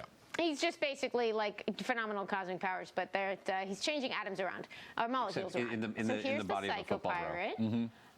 Taking off and his amazing mask. once the mask is off, Is it called the Medusa mask? Yeah, believe it I is, think so, yeah. And he changes the emotions, so suddenly Killer Frost is like, why have we been fighting all this time? And Firestorm's like, I'm sorry, excuse me, what? and she just jumps on him like nobody's business. Luckily, it's not pushed further than that. No, I mean, thankfully, Robbie's cool. So then is like, no. Yeah. So, Oh, no. So then the Harbinger, the cosmic person who's gathered them all, who is gathering all of these heroes and villains, is sort of like, it's time for us to leave. And he's like, you coming, Frosty? And she goes, I would go around the world with you, Firestorm. Oh. To which his answer is, just my luck. Yeah. So thank God he's sort of like, this is the worst. Why is this happening? Most of the time. Yeah, So then they are all she's gathered. thankfully pretty creepy. So I think J.A. Penrose has a good question in chat, and I wanted to throw it out. Yeah. Question. How much DC knowledge should one have going into Crisis on Infinite Earths? If we don't know old school DC, will we still understand what's going on? Is it too big to start with if we don't have a ton of DC background? Well, okay, because I've been thinking a lot about this because it's a hard read, even if you do. It's like, it's not an easy read. This is not a gentle read. And I read this having very little. When I was a teenager, this was my introduction to pre-crisis DC. I only knew like my Saturday morning cartoon Justice League at this point. I had only read, my only DC real knowledge is someone had handed me the Emerald Knight, Hal Jordan turns into a lunatic and kills. Hal They started you with that. versus everyone and everything. That explains so much. Yeah, Hal Jordan versus everybody on Earth and everything in the universe. Rebel without a ring. So I had only tertiary knowledge of I knew that there were a couple different Supermans, and if you can kind of find, I'm going to see if we can find maybe a like super basic. Here's some things like there's this Shazam universe, there's an old Superman universe. if you can just kind of get around the idea that there are multiple Batmans and multiple Supermans and be okay occasionally watching someone walk on screen who is random as fuck.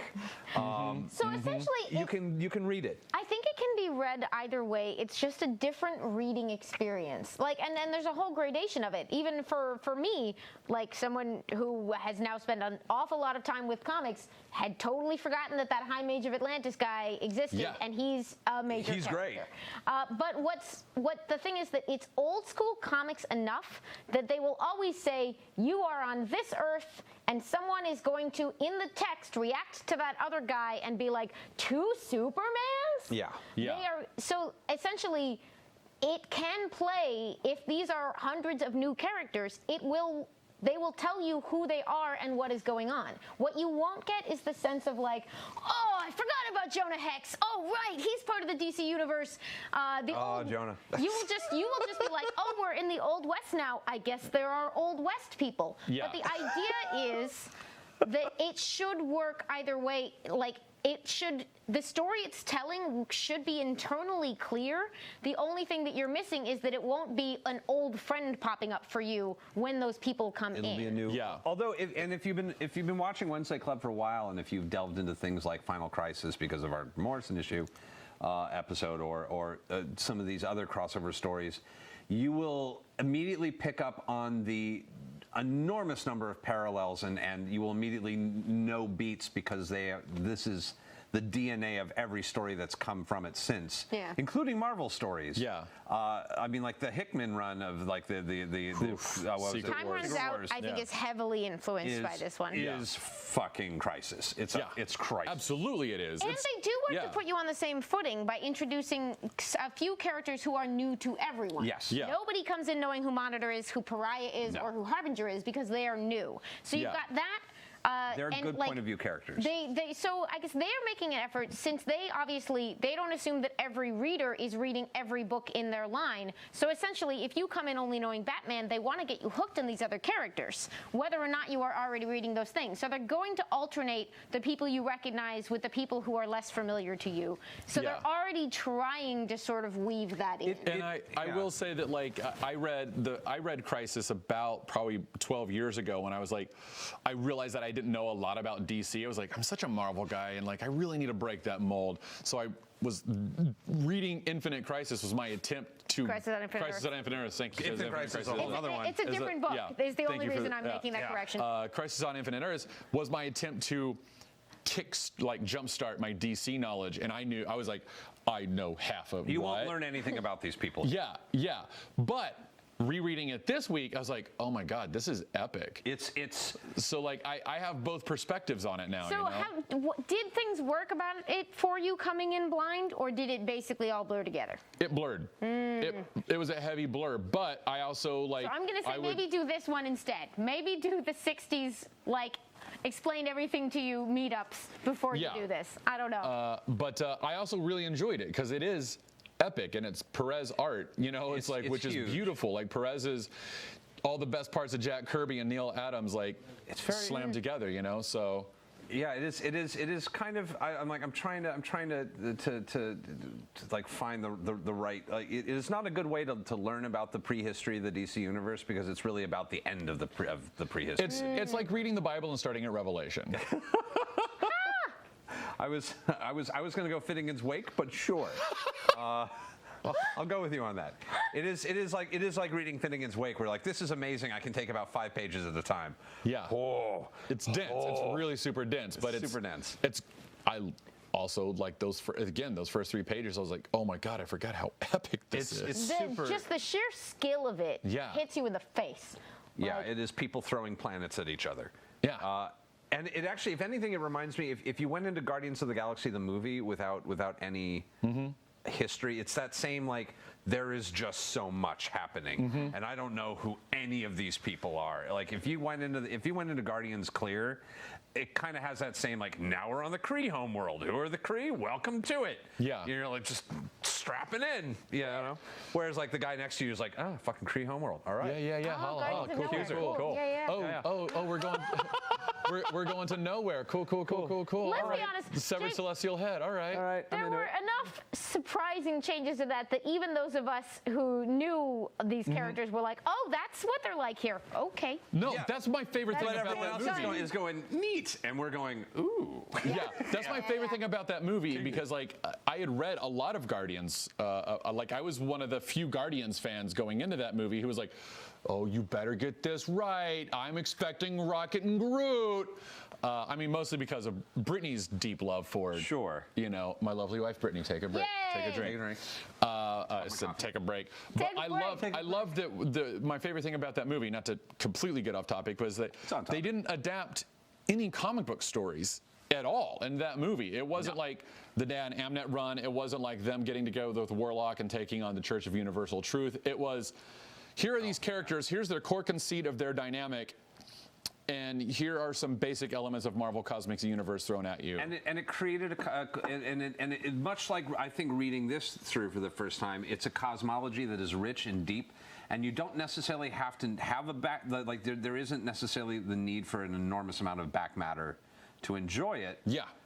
It will still be clear that Earths are being destroyed, and that's a bad thing. And like you meet an evil Superman, you don't need to know it's Ultraman.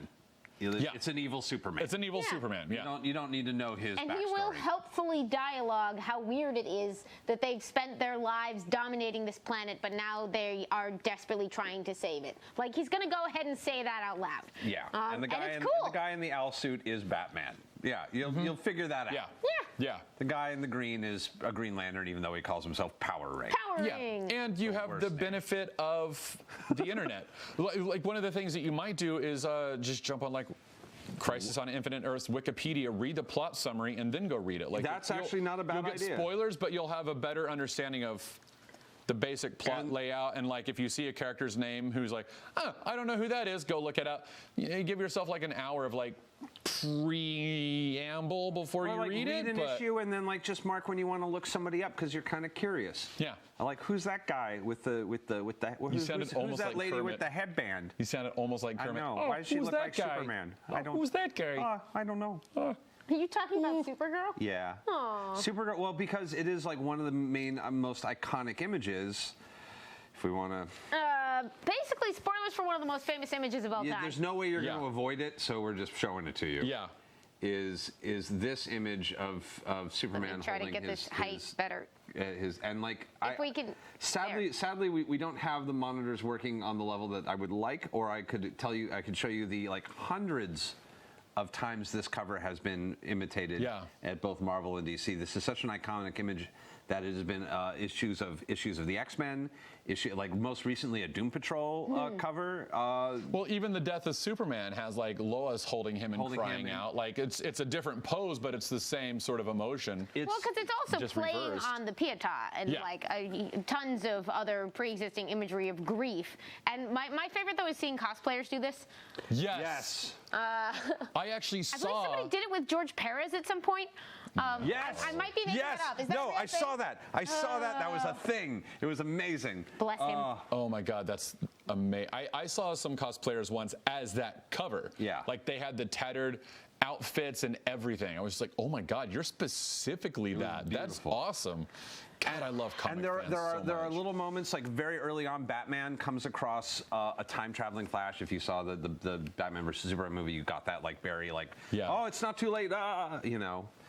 And he has that moment, and again, it happens so early on in issue 1 that I'm doing it, where literally Barry comes running out of like a time stream of Bat, and like Batman just has this 4 panels staring at him, and like even that moment, like I was rereading Crisis, and it reminded me of another 4-panel Batman staring at, like even that moment. There's a book, and I love this book. It's so dumb, called Planet Krypton. Oh, I'm so excited whenever I get that look from you. This is so rare that I can do this, where I can get Amy to go, Qua? What's up, Planet Krypton? So Planet Krypton was a 1-issue special from the Kingdom crossover. The Kingdom was a Kingdom Come, which we will get to, Next week. Kingdom Come comes into the normal Marvel universe normal DC universe crossover, which is a alternate future DC history with kind of which is basically DC's versions of kids read too much internet and eat Tide Pods. Yarg, we're gonna make a book about it. But it's really good. But it is basically like a weaponized Bye Bye Birdie. Still. I love Kingdom Come, but I mean, like, it is. Oh man. Still. So this. Please make the entire parody musical "Bye Bye Batsy." Yeah, Bye Bye Batsy. Oh my gosh, that's pretty good. That's pretty good. So in this universe, there's like a big the universes are all colliding again, and there's a big because they love having multiple universes collide. There is a restaurant in Metropolis, in Superman's Metropolis, called Planet Krypton, which is a novelty Hard Rock Cafe style restaurant. Yes. I believe owned and managed by Guy Gardner. I think might have actually owned it at one point. No, he owned but he had a bar. He had the bar for a while. I don't know if he. So it's a superhero novelty restaurant in Metro where they have like fake kryptonite on display, and all of the waiters dress up as superheroes and serve you burgers and fries. It's like a shitty burger place. And this is the story of a waitress, a Supergirl waitress, who stays late one night and like things start to manifest and the place is haunted. And she stays at night and watches all of these weird ghostly apparitions of superheroes she's never heard of wander through the restaurant. And she's obsessed with this and like is just staying late like night after night. And one night Batman sneaks in because he's getting readings and he's trying to figure out what happens in this place. And she watches Batman as he has this moment, and it's so fucking and this thing that happens. It's the same 4 panels that happen in Crisis with Barry. Is he wanders around all of these phantoms, and it'll pop up hopefully in a second. He wanders around all these phantoms of people he doesn't recognize. There we are. Oh, here we go. And he comes across a. Hold on, we're getting a switch. There we are, and you can see they're all kind of like they're all phased out, and there's like an adult Robin, and there's a Strange, Adam Strange. And then he comes across Kathy, Batwoman, and he stares at her, and you just see him break down there, and he just says, Kathy. And he remembers that he was married for 1 second, and then she vanishes, and he forgets that she was ever there.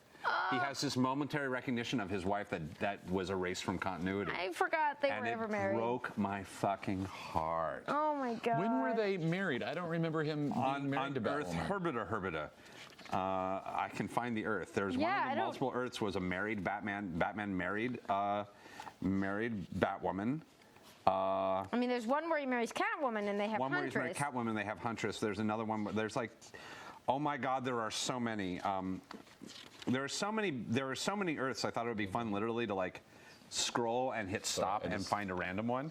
Oh yeah. I love because that's straight out of Secret Wars. I know. It's great. It's amazing. Here's the cast of characters line up at number 2 now that they've assembled the 15. I again didn't warn anyone. Earth Zero. Earth Zero is post-crisis. And then this is right as we are getting. Nope, other way. Right as we are getting the 4 panels that Tal is talking about. Mm-hmm. There, right there. Wow. Bam. God, I love comics so much. What? Don't mock us. Don't. Everyone off. Just a surprising statement. Oh. Is it? It doesn't seem surprising. Here's I just found Earth 5, which is a universe with no Krypton and no superheroes. And Earth 1's Batman prevents the murders of this version's Bruce Wayne and inspires the Bruce Wayne whose parents don't get murdered to become Batman. Oh. From 1981. There's so many of these.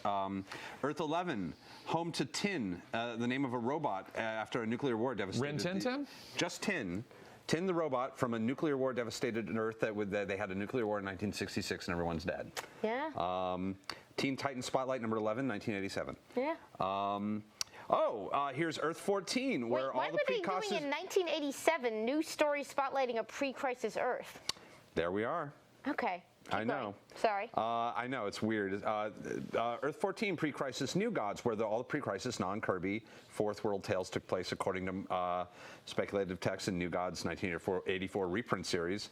Mentioned in Animal Man, where purple butterflies are an Earth 14 species. Yay. Okay, let's Say that again? Yeah, where they find purple butterflies that only exist on Earth 14 in one of the issues of Animal Man. Why not? This was from a special from 1976. Let's spin the rotunda. Earth roulette. Here we go. Earth roulette. Boop. Earth 146 and Atlantis, where the one Earth And Atlantis. where a world where Earth 1 Superman prevented Atlantis from sinking and evacuated the population to the Krypton to Earth.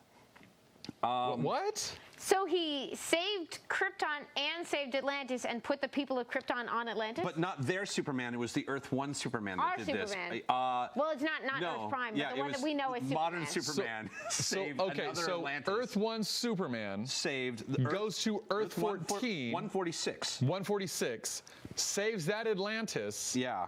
And then brings them to Krypton. No, then brings Krypton to Earth. Do they live on Atlantis, though? Is that how that... I'm not sure. It doesn't go into that much detail. But you can find out by reading Just Superman prevented Volume all 1, kinds of doom. number 146 from 1961.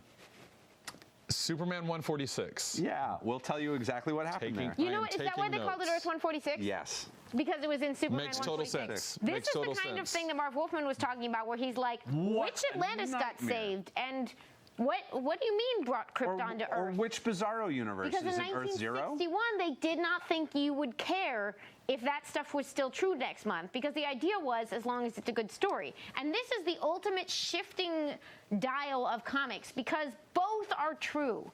There is a lot of truth in the idea that as long as the story you tell is interesting, that should dominate over the other concerns. You don't need to know whether somebody else already decided that that city, like, doesn't have a red light section for you to be able to write a story where it has a red light section. Yeah.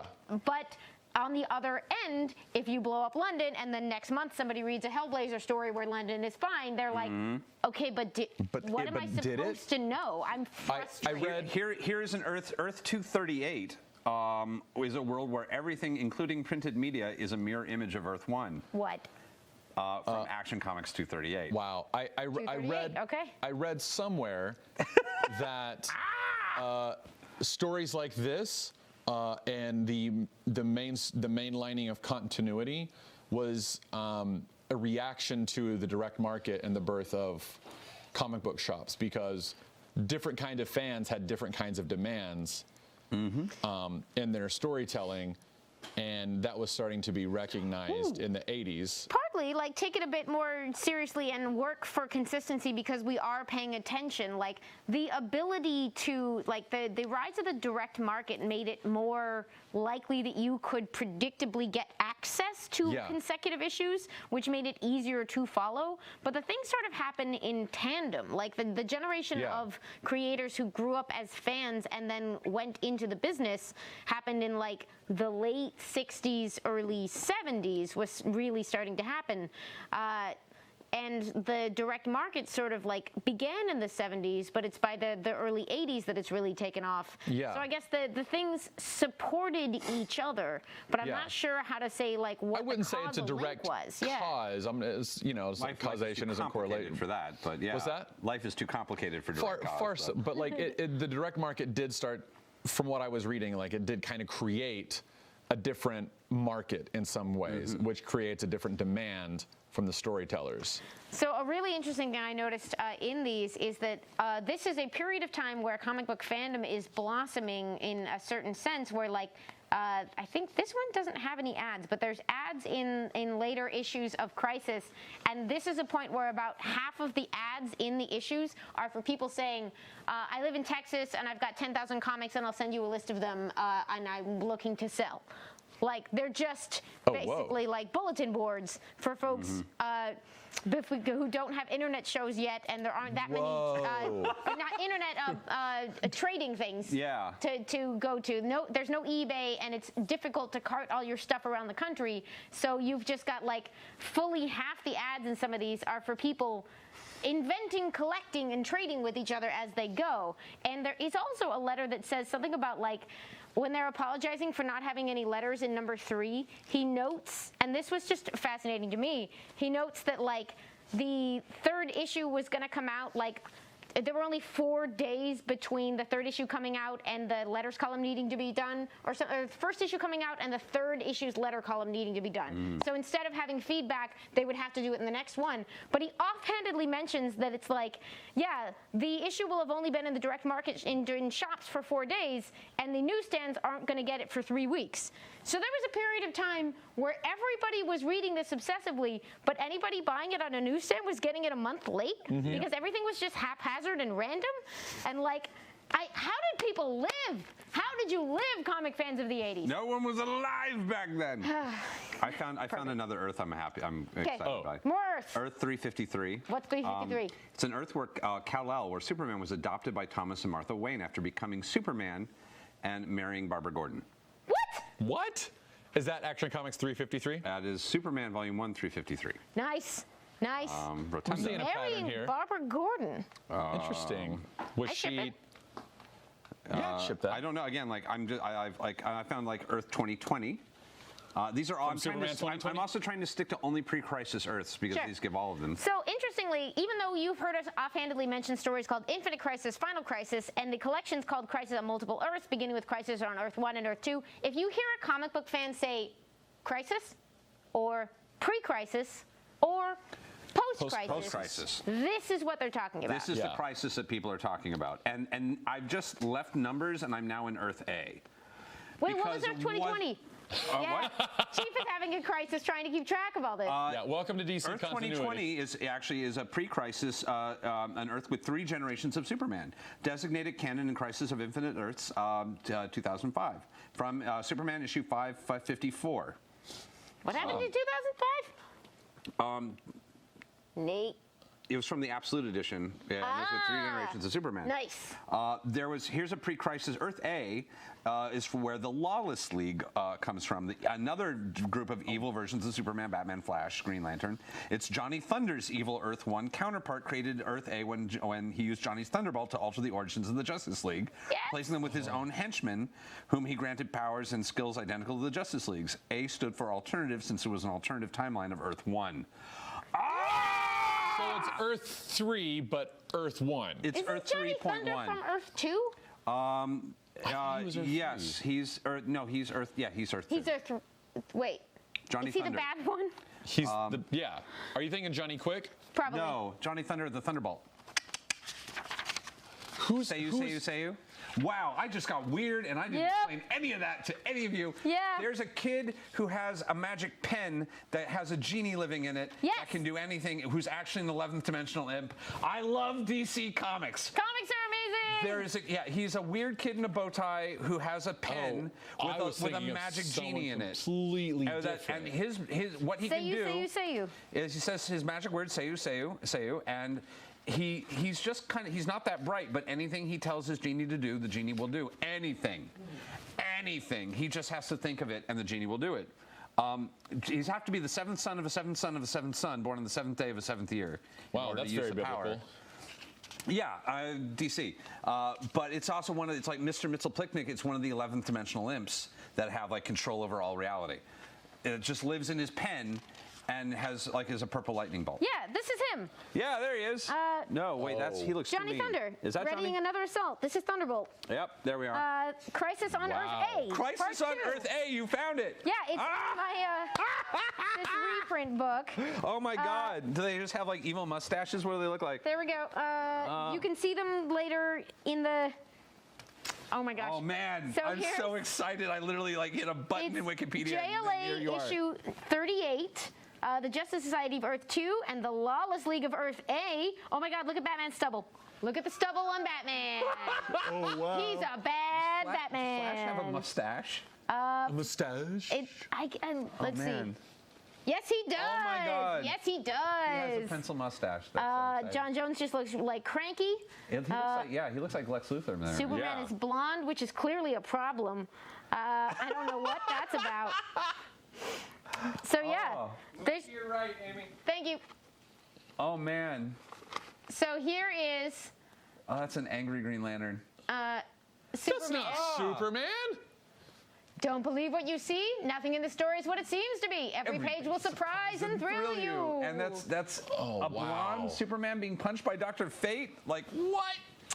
So yeah, this was because they were literally making it up as they went, and they didn't think that in like Justice League 38, that would have been what, the early 60s, mid 60s, and they did not think that 20 years later someone would literally need to write down and explain the version of things like this and how it is or is not tied in with the other versions of that, and who's mom and who was temporarily married. They didn't realize they were creating headaches for future generations. I mentioned this before the stream, and I'm going to say it again: Earth C plus, and Earth C minus. 3 different Earth Cs, because that's where all the animals with superpowers come from. Earth C is the Captain Carrot and his amazing zoo crew. Earth C minus is the Just a Lot of Animals, which is Super Squirrel, Wonder Rabbit, etc., etc. Earth C minus is Happy the Thunder Bunny. Possibly Happy. And yeah, the Fawcett City, the Fawcett City comics, probably Hoppy the Thunder Bunny. Yeah, the Thunder Bunny was like a Shazam Bunny. Shazam Bunny, yeah. Just Earth D was a post-crisis retcon of Crisis and of Infinite Earths itself with the Justice Alliance of America. Earth D featured a more ethnically diverse version of several Earth 1 heroes, such as an Asian Flash and a Black Superman. I think it might be the one, like Legends of the DC Universe, Crisis, Infinite Earth, 1999. That's 15 years after Crisis. They're retelling an alternate version of Crisis. Earth M is all aquatic life forms. Sure. Earth I1 is insects. Earth I2 is immortals. Yep. You can see the problem, and and one of the things they've done, if you go into the and I've mentioned Infinite Crisis, which is Grant Morrison's much later story. He hits a lot of these notes. Final Crisis? Final Crisis, not Infinite Crisis. That's Different another one. Story. Thank you. God, there's so many crises.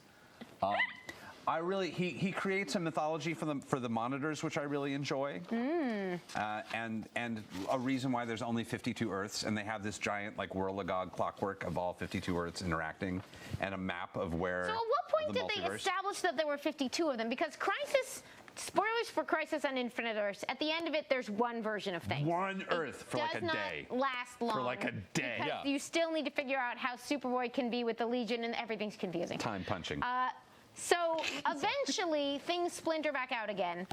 0 Hour gets involved. Zero Hours. There's a lot of. It's when like, did there become like? When did 52 enter the DC sort of mythology? Post 52. Okay. Yeah. The weekly series 52. There was a weekly series called 52. Late 90s, early 2000s? I must have been in. I was freshman year of high school. It was 52 is while I was a freshman in high school. You're going to date yourself really specifically when we look this up and figure out what it was. Everyone knows I'm a Methuselah old, so that works out okay. You're over 900 years old? I am over 900. Have you ever heard? Why don't you explain? I am actually. I don't know. I got my SAG card on the 2,000-year-old man. I was actually working with Mel Brooks on the 2,000-year-old. That's amazing. Thank you. Right there. Chief is suddenly paying attention. What? Chief is now. I was like, you don't even have to Google that. You know exactly what that is. Chief. My book, please. Yes. Yep. I stole your book, and I'm No, it's all right from you.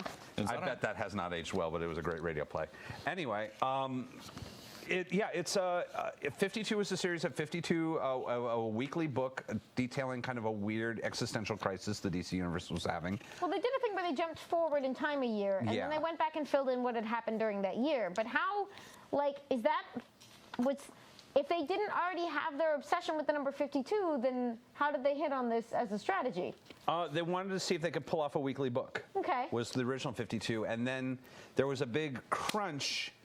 And then, for reasons that I don't understand, they just decided there were 52 universes, because they decided 52 was the number. It's a nice round number. It's not, but it's you know. Yeah, and I remember it's an even number. I remember being a teenager going, "This feels like a terrible idea." But it's Wonder terrible. It somehow works, but like I was like, what happens when you have your 53rd idea of what an Earth you need? As it turns out, they just kept adding.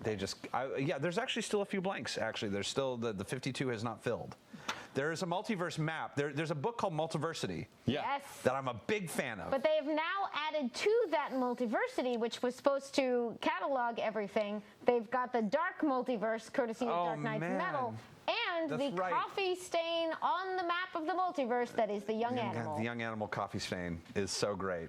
Yeah, if you're reading the young love animal books, that analogy. It's Yeah, beautiful. It really is.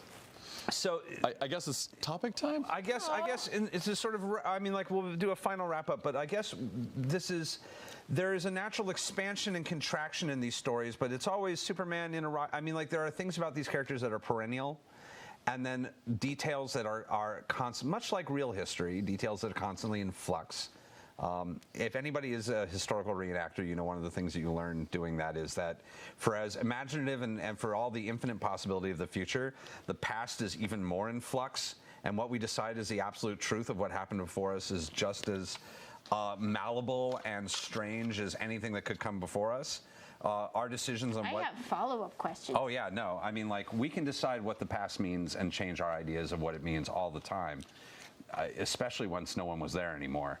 It's all just whoever you choose to believe and whoever's voice is currently being heard, and whatever prejudices they had within their own mindset of what the world was. There's the element where that is a description of our history-making process. I'm not sure it's...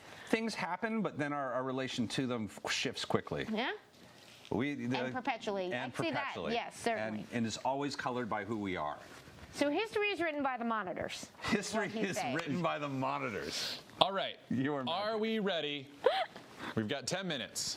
Let's do No our tech timer. problems. All right. I with can't no do my phone timers. today because I've got I my forgot phone. to plug my phone in. I've got my phone. You've got your phone. Okay. Got my phone. All right. I'm gonna pull up my clock. Welcome to our 5-minute topic on the Wednesday Club. Every week we have y'all pick out something for us to go over. We haven't heard this week's topic Nope, yet, I'm gonna give it to you in a second. but this is our Crisis on Infinite Earths episode, so I expect something confusing and awesome. All right. Are you ready? This comes no. from Dark Half Elf 284. Thank you, Dark Half Elf. 284. The topic is the three of you are sucked into one of the Crisis comics, and were forced to be the sidekick of one of the superheroes' enemies.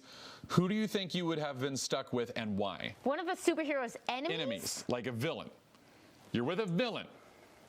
Who are you stuck with, and why? Ooh. Am I starting? Yeah, Ready? do it. 3, 2, 1, go. I feel like a cheat because I have a favorite villain in this set of stories, which is Do it. I'm an Owlman fan. I love the antimatter universe. I love Owlman. I love the idea of a just like embracing the terrible like douchiness that is Bruce Wayne. Like there's an ephemeral, like with the minute you start poking at Batman, you realize it's kind of a terrible idea. And Owlman is basically this terrible costume mobster that is creating crime because his dad is the commissioner of police in Gotham, and he just wants to punish him for being shitty. And he is just snarky and smarmy and awful and mean and is like lives through conniving blackmail and ruthlessness, but doesn't have a Robin.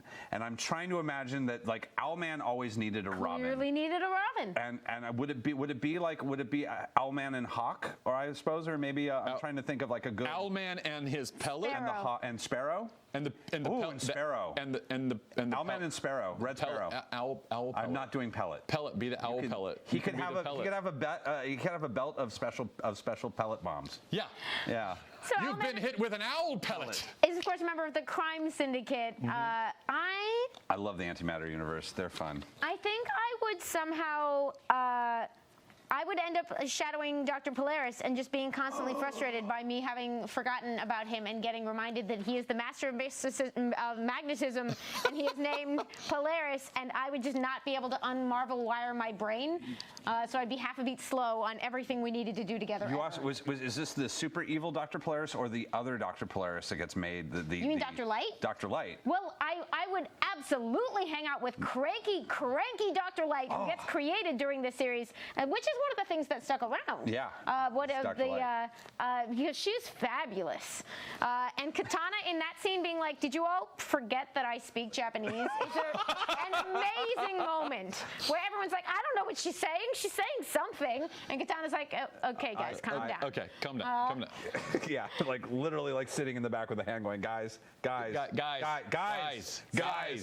who I would just plain want to hang out with is Cranky Dr. Light. Oh man, yeah. What about you? I'm gonna have to go with one of my favorites as well, and that is Brainiac. They would throw me to Brainiac, like they would like get sucked into this universe with you two, and they're like, where's the perfect place to put Matt Key? Brainiac, because Brainiac needs a fleshy body to go and interact with people sometimes. Would you be a Brainiac hive mind? I would be, yeah. Like I feel like I'm like a nice enough, just kind of simple enough guy but like smart enough to understand maybe some of what he's saying most of the time, or half the time, maybe. So like it'd be like I can mostly understand and speak with him, and then he would just control me enough that I would go and do his bidding. So would you turn green too, or would you not turn green? I would no. Brainiac I would. green. Well, he's sort of robot-y. He's robot in this. Yeah, he's like a living computer. I like the green brain. So like I'm the organic component to his living computer, and Totally green though. I mean, maybe, probably not green. Probably more of like I'm trying to visualize. no, probably more of a purple. All right, and would you have like the little discs and stuff, or? Oh yeah, no, I'd have like the the green. honeycombs? I would have green discs. Oh, he could dome. You could do He a could dome. turn me Simon. He would turn me into Simon. He would Yes. take Everyone off my gets a cap, glass dome. and I'd get Dome like brain. yeah, like Gorilla Glass. PSI, Yeah. Simon. PSI, yeah. So that would what?